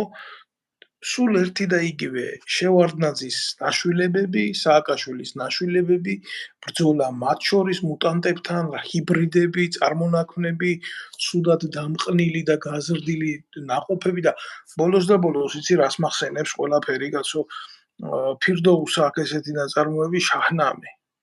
და ეს შაჰნამე თუ არ ვცდები იწყება ესეთი იმითი, რომ არათუ კი ხემწარი არის თავისი ძირით, თუ გინდა ედემის ბაღში დარგო გასციო ჭირი, თუნდ უკვდავების წყაროთ ირწყო ოფლი აქციო, მაინც ვერ შეძლებ კეთილერგად გადააქციო. ისინი ასეთი არიან ბუნებით.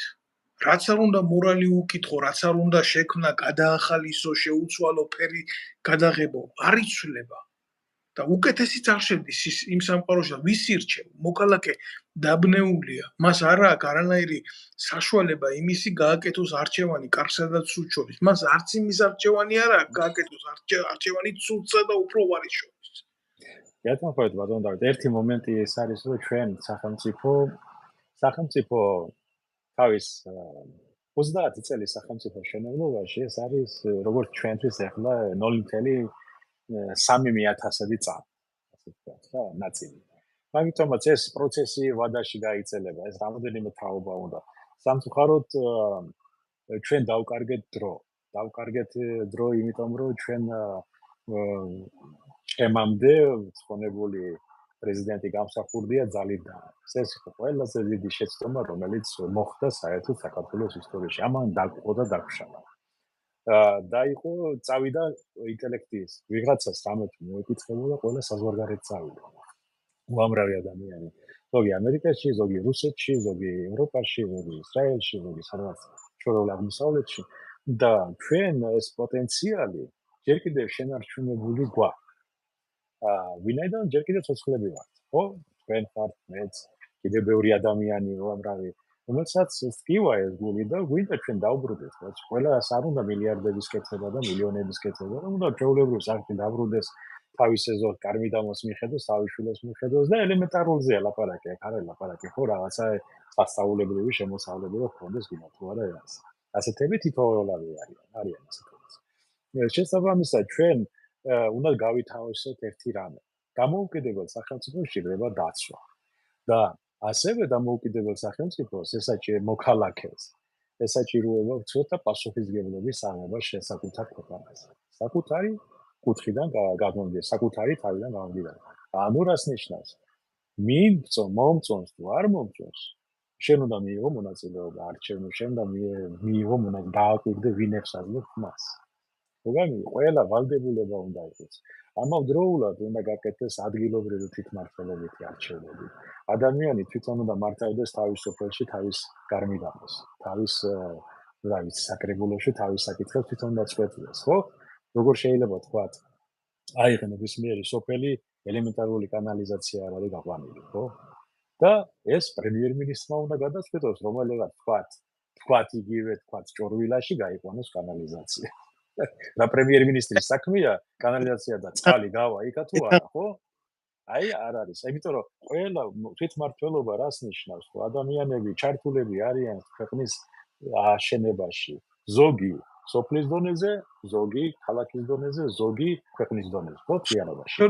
ბოდიშ გიხდით, ზუსტად გამსახურდიას ჰქონდა ფრანგული მეთოდი პრეფექტურული სისტემის, სადაც თვითმმართველობა დისტანცირებული ცენტრალური ხელისუფლებიდან თავად მერე ხა როგორც თავად ესე არის, კი. ეგრეა, აი ესე უნდა იყოს, იმიტომ ყველა ადამიანმა უნდა იგრძნოს, რომ ის იმის სახში და იმის გვერდით თუ მას წყალი არ აქვს, თუ მას შუქი არ მიდის დროულად, თუ რაღაცა არ არის და ნაგავი არ გადის დროულად და რაღაცა პრობლემები არის, ეს იქვე ირჩევს, თვითონ ხედავს ამას, ვინ რას აკეთებს და მოსთხოვს პასუხს, ხო? ამ შემთხვევაში პასუხი ვის უნდა მოსთხოვოს? მზის ის ვერ წვეთავს, ეხლა მე ჩავედი ამ წინაზე, ჩემი სოფელი სადაც არის, სადაც გაპარტახებულია ფაქტიურად. რატომ? იმიტომ რომ ვერ წვეთავენ ადგილზე რა უნდა გააკეთო. არადა დიდარი სოფელია. უნდარიულობთ, მალე იქ ჩინელებს ჩამოასახლებენ და აივსება ყველაფერი. აი ეგეც მინდა, მაგიტომაც ეს რატო უნდა, აი ეს მთელი სისტემაა დასალაგებელი, ანუ ადამიანმა უნდა მიიღოს მონაწილეობა თავის ქვეყნის აღშენებლობის პროცესში. მნიშვნელობა არ აქვს ის სად არის, სოფელში ცხოვრობს თუ ქალაქად ცხოვრობს თუ გინდა საზღვარგარეთ ცხოვრობს. მეგერთ კიდე ამასთან ერთად უნდა დაემატოს ვალდებულება საქართველოს მოქალაქეს, რომ იყოს რომ ვალდებულება, მე ეს ჩემი პირადი მოსაზრებაა, რომ ყველა საქართველოს სრულწლოვანი, ვისაც აქვს მის მიცემის უფლება, მან უნდა გაიგოს, ვთქვათ, წელიწადში თქვათ ეს სიტყვაზე ვამბობ 5 ლარი ან 2 ლარი ან 1 ლარი საკუთარი რომელ პარტიასაც, რომელ იდეოლოგიასაც ის ირჩევს. და ასე დასორტირდება მე ყველა მიიღოს მონაწილეობა. როდესაც თქვენ ხართ თქვათ ლიბერალი თუ კონსერვატორია რა, კონსერვატიზმის მიმდევარი თუ რა ვიცი რა, ახალი ეროვნული რაღაცა თქვათ არა, თქვენ აირჩევთ და მე მინდა ამაში, აი მე ვხდები, მე ვარ ამ პარტიის მხარდამჭერი ოფიციალურად და ამას ვადასტურებ ჩემი ფული. ვალდებულება უნდა იყოს. ის ემიგრაციაშია თუ საქართველოში მნიშვნელობა არ აქვს. ანუ ეს ფული რო შევა პარტიებში, აი მე პარტიების გახდება დამოუკიდებლები და როდესაც ეხლა პარტიებს აფინანსებს ვინ? სახელმწიფო. და სახელმწიფო როგორ უნდა აფინანსებდეს თქვათ პარტიებს? რატომ უნდა აფინანსებდეს? აი თქვენი ფული რატომ უნდა მიდიოდეს იმ კაცს, ვისაც არ ეკუთვნის და ჭირივით გეჯავება, თქვათ, თქვენ. აი მაგალითად თქვენი ფული მიდის ნაციონალურ მოძრაობას აფინანსებს, რომელიც თქვენ არ გიყვართ სიტყვაზე, ხო? ან კიდე პირიქით მიდის ოცნების პარტიას და საფინანსებლად, რომელიც თქვენ არ გიყვართ, სიტყვაზე. მაგრამ თქვენ ხო ეს თქვენ და გადაწყვეტ, მაგას აქვია კუსტარული დემოკრატია. როდესაც სახელმწიფო უწესებს და ფულს უხდის პოლიტიკურ პარტიებს რაღაც საკითხებში, რა ვიცი, ვინაიდან გაიმარჯვეს, მithom პარლამენტში შევიდნენ და აფინანსებს. და თუ ჭკვიანად არ მოიქცევიან, დაფინანსებასაც შეუწყვეტავენ, ხო? ასე რომ მიყვეთ მაშინ 200 ფაქტით სახეზეა რა მათი ლუსტრირებული პოლიტიკის 200 ლარი აქვს პენსიონერს და 10000 ლარი აქვს პარლამენტას და სახეზეა ნათქვამია ამითი ყველაფერი რა, მაგრამ იცით რა არის? სანამდე ჩვენ დასკვნით სიტყვას ვითხოვდეთ, მე მინდა მოუწოდო ჩემს მაყურებლებს გამომწერებს, რომ აუცილებლად გამოიწერონ ჩემი ვიდეო არხი და ჩვენ პარალელურად გვექნება ესეთი საუბრები აქ და არა მარტო ესეთი საუბრები.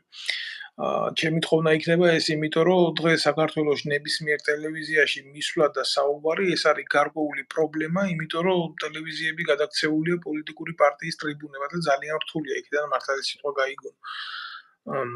სანამდე ჩვენ დავასრულებდით საუბარს ბატონო გოჩა, მე მაინც მინდა მოვისმინო თქვენგან უახლოესი პოლიტიკური პროგნოზია, წინ არჩევნებია ძალიან მძიმე რა. თქვენ თქვით გაერთიანება, ურთიერთთანხმობა.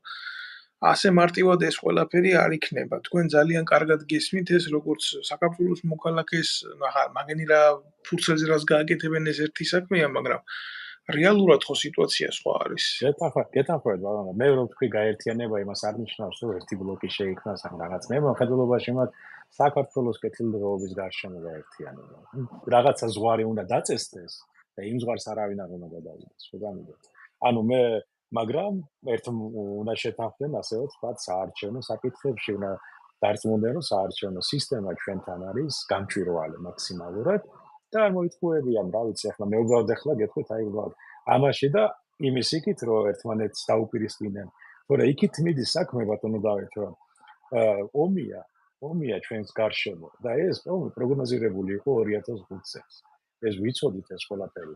მე ამაზე წერდი კიდევაც, რომ რეგიონში იძაბებოდა სიტუაცია და მოხდებოდა ომი აუცილებლად. ეს გარდაუვალი იყო. ეხლა ხალხმა შეიძლება თქვას, რომ აბა თქვენ საიდან იცოდეთ. ეხლა თქვენ რომ შეხვდათ მაგალითად სამზარეულოში და რო შეხედავთ თქვენი მეუღლე რაღაცა სამზადებს, თქვენ მიხვდებით ის სამზადებს სუპს თუ ის სამზადებს ხინკალს. ხო, ელემენტარულად ხედავთ რა ინგრედიენტებს ხმარობს, ხო? თავის რასაც ამზადებს. შესაბამისად, ყველა სამხედრო პროფესიონალი, ვინც აკვირდება რა ხდება რეგიონში და როგორ მოძრაობს იარაღი და ან როგორ მოძრაობს რა მიმართულებით მიდის ეს ყველაფერი, ის ხედავს, რომ ის რაღაც დონემდე რომ შეივსება, მე ის აუცილებლად გავარდება, ტყვია გავარდება აუცილებლად. და იმ გავარდნილ ტყვიას მოჰყვება, დაიღვრება სისხლი და იმ დაღვრილ სისხლს მოჰყვება უკვე ომი და დავიდარა. ეს პროგნოზირებული იყო. თორე ეხლა ბევრი იტყვის, აი ახლა მაგალითად ოცნების ხალხი იტყვია, რომ აი ჩვენმა პარტიამ და ბევრს ჯერა, ახლა წარმოიდგინეთ ბევრს ჯერა, რომ ომი თავიდან აიცილა. ანუ ამერიკის ელჩი თურმე აძალებდა მეორე ფრონტის გახსნას და კიდევ ის რა ქვია იმას, სოფლიო ომის პარტია და ასე შემდეგ და მათ ყველაფერი გააკეთეს, რომ ეს აღეკვეთა და ამასთვის ჩინმედლები ეკუთვნით. ახლა მოდი კითხვა დაუსვი პარალელურად. ახლა ისრაელის ხალხს და ისრაელის პრემიერ-მინისტრმა შეეკითხა ომი გინდაო? ხო, რიტორიკული შეკითხვაა გეთანხმებით. თუ მოინდომა ვიღაცამ ომი საქართველოში, ისინი გააჩაღებენ ის ვერც გაიგებენ რა მოხდება საერთოდ. და დღევანდელი მდგომარეობით საქართველოს შეერაღებული ძალები უსაფრთხოების სისტემა როგორც არის, ისეთი მდგომარეობაა, ბატონ დავით, რომ მთელი საქართველოში რო არ იუდარიო სიტუაცია და თავდაპირად დააყენო ყველაფერი, არა? ძაღლი პატრონს რო ვერ იცნობს. სულ უნდა 3 თვე თავიდან ბოლომდე. 0-დან 3 თვე. მეტი არა. და შესაბამისად ჩვენ ძალიან მოწყვლად მდგომარეობაში. მაგდროს დიდი სიფრთხილე გვმართებს თუ რას ვიტყვით, მომხედველობაში მაქვს უკვე მოუწოდებ იმ ადამიანებს, რომლებიც აიგრძვიან ვართ არჩევნებში. რას ამბობენ, როგორ იქცევიან, როგორ ისა ძალიან დიდი მნიშვნელობა აქვს, იმიტომ რომ საქართველოს ბედი წდება მართლა. რატო? როგორ დამთავრდება უკრაინის ომი, ეს ჩვენ პირდაპირ გავლენა ექნება საქართველოსზე. და საქართველოს ერთადერთი მეკავშირე რეალობაში, ერთადერთი მეკავშირე, რომელსაც საქართველოს უჭერდა მხარს რეალობაში, იყო ამერიკა. ვინდა მოგწონს, არ მოგწონს, სხვადასხვა აზრებია, მაგრამ ეს არის ფაქტი. მეორეა საკითხი, რომ ამერიკამ არ განახორციელა ინვესტიციები. მაგრამ არავინ არ დაუსვია კითხვა, რატო არ განახორციელა ინვესტიციები. რატო? იმიტომ რომ აქაური სისტემა ამერიკის მთავრობა არასოდეს არ გააკეთეს არამედ ინვესტიციას არსად. იმიტომ რომ ეს მათთან არ შედის. ეს ჩვენ ვერ ვიმუშავეთ ამერიკულ კორპორაციებთან და ბიზნესებთან, რომ საქართველოში ჩაედოთ ფული. ვერ ვიმუშავეთ, იმიტომ რომ არ ვიცოდით ეს. მართლა არ ვიცოდით. არც მე ვიცოდი, არც მე მეცოდინებოდა, აქ რო არ მეცხოვრა. მაგრამ ზოგიერთმა ხო იცოდა და სახელმწიფოში თუ პროფესიონალები არ მართავენ, მაგით ეგეც ერთ-ერთი შედეგია იმისა, რომ არავინ არ იცოდა, როგორ ემუშავათ ამერიკულ საფინანსო სისტემასთან. თორე საქართველოს იმ ისრაელზე ნაკლები დახმარება არ მიუღია ერთ სულ მოსახლეს ამერიკიდან და დასავლეთიდან საერთოდ. მაშინ სად წავიდა ეს დახმარებები? მოდი ახლა კითხავ გუჩა. სად წავიდა ეს? წავიდა იმაში არამიზნობრივად ერთი. პირველი არამიზნობრივად რამხელობაში მაგ ახლა გეტყვით, სად წავიდა. თქვენ თქვათ აღჭურვა ხომიერად. ფული დაიხარჯა აღჭურვაში, თქვენ გაზდაში, თქვენს იმაში რა ქვია, მომზადებაში, აკადემიაში ფული დაიხარჯა, ხო? თქვენ ერთი ოფიცრის მომზადებას რამდენი 1000 ლარი მოუნდა. ბევრი ძალიან. ხო და ეს ფული საიდან მოდიოდა? ეხლა მითხარით, თქვენ სად ახართ? ეხლა მაგივრად რომ ემსახუროთ საქართველოს და ის ფული ამოღებული იყოს ასე ბიზნეს სცენაზე რო ვთქვათ რა, რომ საქართველოს მოიღოს ყველა ჩადებული ინვესტიცია, თქვენ გამოგდებული ხართ. სამაგიერო 80%. ბრძანის 80%. შემადგენელზე და აყვავებულია ქვეყანა, ახლა რა ვიცი. 80% ადამიანები გაძევებულია ყველა უწყობებიდან. ასეთი დონე. რატო? იმან ისწავლა, ესე იგი იმან დაისვენა, კარგია, წავიდეს ახლა იქა, ახლა ჩვენ ანუ ვერ მიხვდა ადამიანი, რომ ფული რო დაიხარჯა შენს მომზადებაში, ეს ფული ვინ გადაიხარა? და მე იმას რატო უნდა მოსთხოვო? პასუხი, შენ თუ არასწორად გამოიყენე ის, რაც მიიღე. აი ეგ არის, იგივე მოხდა ყველა სფეროში, ბატონო დავით. აი ეგ კიდევ მეცაც გეტყვით, ახლა ბევრმა არ იცის, უკრაინაში უყურებენ ომს, ხო, პირდაპირ ეთერში. ხო, ბევრი პირდაპირ ეთერშია ეგ ომი, ხო? რეალურ დროში ქვედანაყოფების მართვა მიმდინარეობს. ეგ პროექტი ჩვენ გაკეთებული ქონდა, შემუშავებული 98 წელს. ეგ გაკეთებული იყო საქართველოში და ეგ უკვე კეთდებოდა. 2003 წლამდე ფაქტიურად შექმნილი იყო. ეს დაიწყო ჯერ სასაზღვრო სისტემაში. ქვედანაყოფების მართვა პირდაპირ იმით და მან ეს ნაცების ჭკვიანები რომ მოვიდნენ თავის ხელმძღვანელად ერთად და ვერ გაიგეს ეს აი მათ ტელევიზორები და სკაიპის დონეზე ხმარობდნენ მარტო. არ იცოდნენ რა იყო ეგ. ვერც მიიყვანეს ბოლომდე. გამიგეთ? ეს არის პრობლემა, რომ ჩვენმა სახელმწიფომ ვერ გაიგო რისთვის და ისა ვერ წაიკითხა, იმიტომ რომ იმას რომ წაიკითხო, ის ხომ უნდა წაიკითხო, უნდა იცოდე რას კითხულობ. ეხლა მე როგორც თქვათ არა ვარ ფიზიკოსი, ბირთვული ფიზიკოსი, ეხლა რაღაცა ფორმულები რომ მომიტანო, მე ვერაფერს ვერ გეტყვით, ხო, ეხლა რა ვიცი, არის იქ რაღაც ფორმულა მნიშვნელოვანი, მაგრამ რას მაძლევს მე ვერ გავიგე, ხო? იგივე იყო მათთვის ეს, იმის მაგივრად სპეციალისტები დაესვათ იქ, მოიყვანეს ადამიანები, რომელიც გადაწყვეტილებას არ იღებდნენ. იგივე მოხდა ეს უნდა გაკეთებულიყო პეტაპობრივად თავდაცვის დონეზეც. ანუ რეალურ დროში აი მაგალითად ადამიანი მორიგე ზის, თქვა სადღაცა ოპერატიული მორიგე. თელპერიმეთ საკვირდება რა ხდება მის მორიგეობის დროს, მის ზონაში, რეალურ დროში. მაგალითად თბილისიდან შესაძლებელი იყო კატერის რადარი რა ხდება, თქვენ დაინახოთ თქვენს ეკრანზე. ეს ჩადებული იყო ეს ყველაფერი. და ჩვენმა შეწყვიტ ეს 2003 წელს ჭკვიანები არიან ძალიან და მე მეტი რა უნდა მოეკითხო, მე თურქებიც გამოყარეს იქიდან საქართველოსდან თურქებმა რა უნდა გვასწავლონა. ხო, წავიდნენ, გადავიდნენ აზერბაიჯანში. მეორე მაგალითად მართვისა და კონტროლის სისტემა. ან ინფორმაციის შეგროვების სისტემა, რომელიც გაგებაი გართმაში არ არიან, ახლა რასაც ვამბობ, ეს ბევრს ჩინური გონია. ეს ყველაფერი გეგმებოდა და იდებოდა. თქვენ სურათს გამოგიგზავნით თუ გინდა, ვინც აკეთებდა მაგას. ბრიტანელები გვეხმარებოდნენ მაგ საკითხში. და ბევრი ადამიანები მეცაც გეტყვით ბერძნები გვიშენებდნენ სამ კორვეტი არა, მაგრამ კორვეტის ხელა ცურავ საშუალება საზღვაო ძალებისთვის უფასო. უარი თქვეს. 2004 წელს უარი თქვა, 2005 წელს უარი თქვა მაგაზე. მიზეზი ფული ვერ გაკეთდებოდა მაგაშივას. ორჩა, იმიტომ რომ უფასოდ მოდიოდა საჩუქრა. ერთადერთი რა უნდა ყოფილიყო, იარაღი უნდა გვეთქვა რა იარაღი უნდა დამდგარიყო ზე და ამ იარაღში ფული გადაგვეხადა, რომელიც კაპიკები იყო იმასთან შედარებით, რაც უნდა აშენებულიყო. მაგრამ ეს არავის არ აინტერესებდა. მოღალატეები არ უნდა დავარ, მოღალატეს აქ რაღაც მიზანი უნდა დავართ. თქვა. მაგრამ ესენი იყვნენ სუფთა იდიოტები. მოღალატეები არა, სუფთა იდიოტები არიან, ჩამოყალიბებულები. ნეანდერტალცი როიწია, ხო იცი როგორ არის?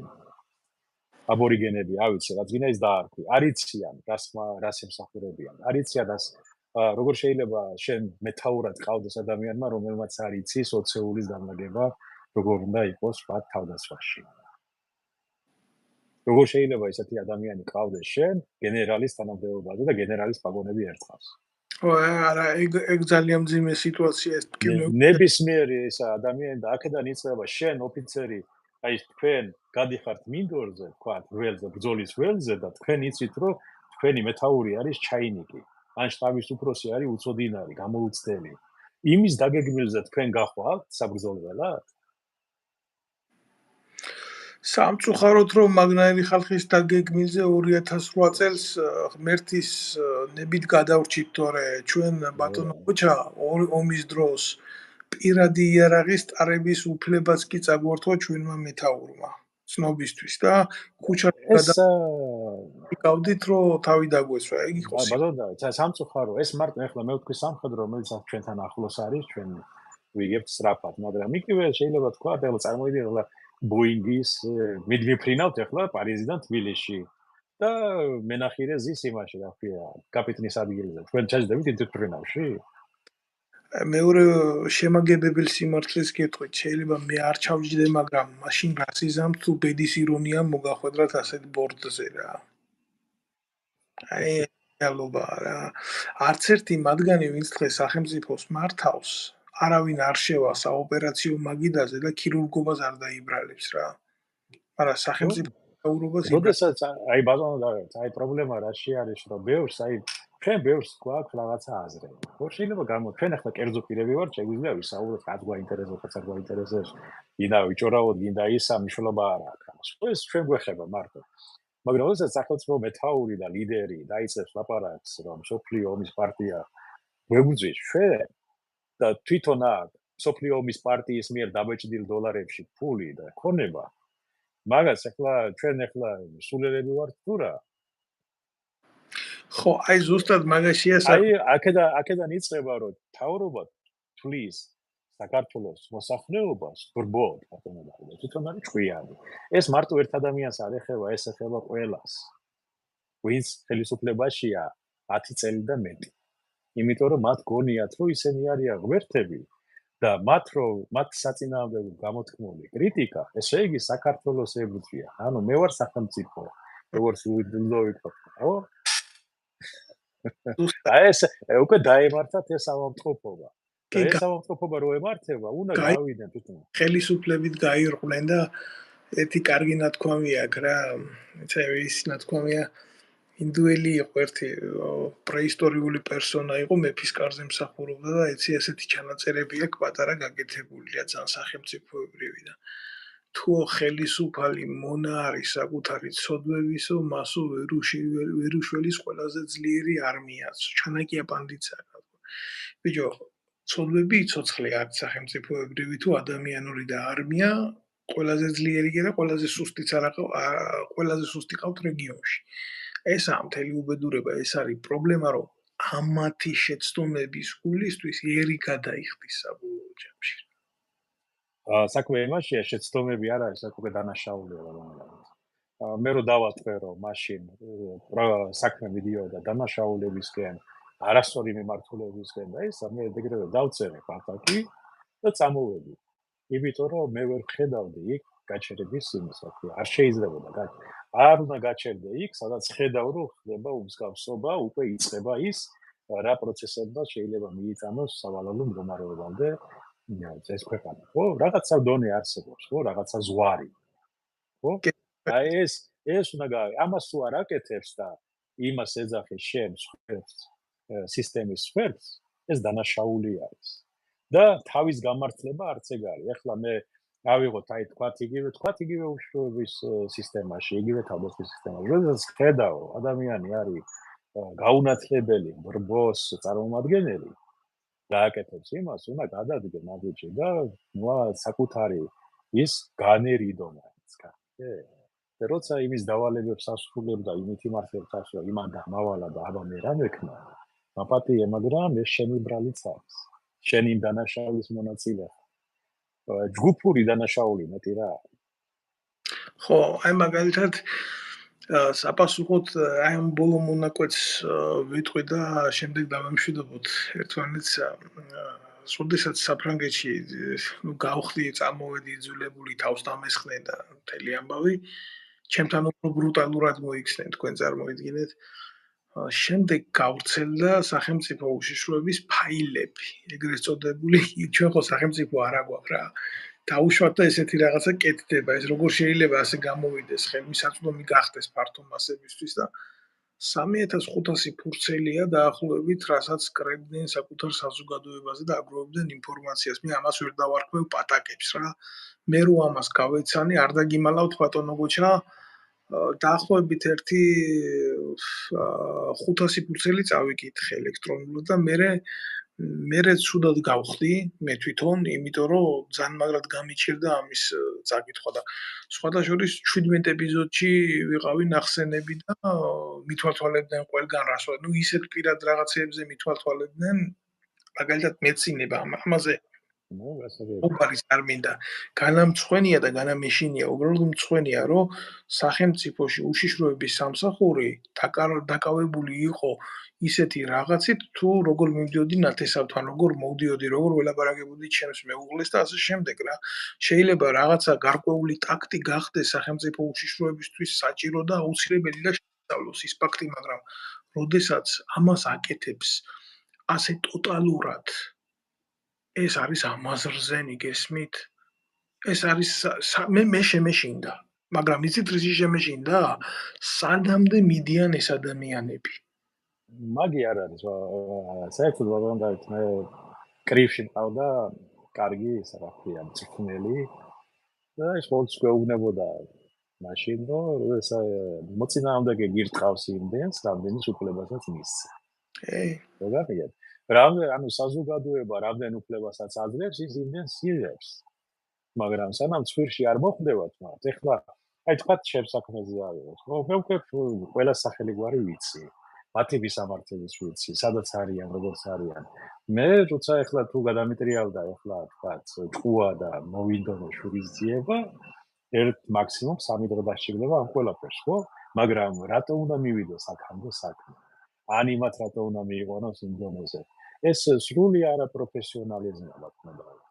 აი წარმოიდგინეთ თქვენ ხართ თქვენ აი მე აქ ვარ აქედან არ გავდივარ და აქედან დავადგინე ვინები არიან და თქვენ და ეხლა და აი ეს რას მიუთითებს ეს იმას მიუთითებს რომ ჩვენ არაფერი არ გაგვაჩნია ჩვენ აქ ყავს ბანდა პოლიტიკური რომელიც მართავს უცხებას კი ბატონო და უბრალოდ ვერ ჩამოყალიბდა ანუ მემხედველობაში ვერ ჩამოყალიბდა სისტემა იქ არ არის ტრადიციები არ არის მორალი არ არის არანაირი პატრიოტიზმი განისაზღვრება უფროსთან მოიწვიან შეზრომა ერთ ადგილზე. ორჩ. აი ეს არის პატრიოტიზმი. მე საბრძოლოების თქმა. და აბა თქვენ ადექით და სწხოვეთ მაუ, თქვენ მე მებრძვით, მოდი ერთად ვებრძოლოთ ჩვენ საერთო მტერს. აგერ 24 კილომეტრში დგანა. გააკეთებენ მაგას? გაიქცევიან, მე მინახე ეგენ როგორ გარვიან. აი ეგეთი ის არის, ყოველთვის უნდა დაუშვათ კონტრშეკითხვა. მე ეს გამიკეთებია და გავაკეთებ, თქვენ წამოხვალთ ამაზე. არ წამოვლე მეგონი. იმიტომ რომ ეს არ შეიძლება, ხო? ანუ უნდა ჩვენ უნდა გავერთიანოთ საერთო მტერის წინააღმდეგ და არა იმის წინააღმდეგ. საერთო მტერი მარტო ჩილოთით არ არის. ხო, მე მარტო მაგაში ვერ დაგეთანხმები, იმიტომ რომ როდესაც სუსტი სახელმწიფო ხარ, შენი დანაკუწების სურვილი ყველა შენ მეზობელს უჩნდება, რომელიც კი, მაგას ვამბობ. ანუ მარტო ერთი არ არის, ბევრი არის. კი ბატონო, აი ჩვენ ამისკენ უნდა მივიდეთ, ბატონო დავით, მათ არ უნდა იყოს ჩვენ უნდა და არის რაღაცა საზღვარი, რომელსაც არ უნდა გადაკვეთოს. არც ერთმა მოქალაქემ მნიშვნელობა არ აქვს, რამდენად მიუღებელია. ხო იცით, ის ზაღლიშვილია, მაგრამ ის ჩვენი ზაღლიშვილია და ჩვენი მოსავლელია. კეთო, საკითხავი არამდენ. სასიამოვნო იყო ბატონო გოჩა თქვენთან საუბარი, დასკვნით ეტაპზე ვიტყვი, რომ დღეს ჩემი გადაცემის სტუმარი იყო გოჩა ვეტრიაკოვი, საქართველოს შეერაღებული ძალების საზღვაო ძალების ყოფილი სარდალი. მას აქვს ასევე დიდი გამოცდილება სადაზვერვო სამსახურებში მუშაობის.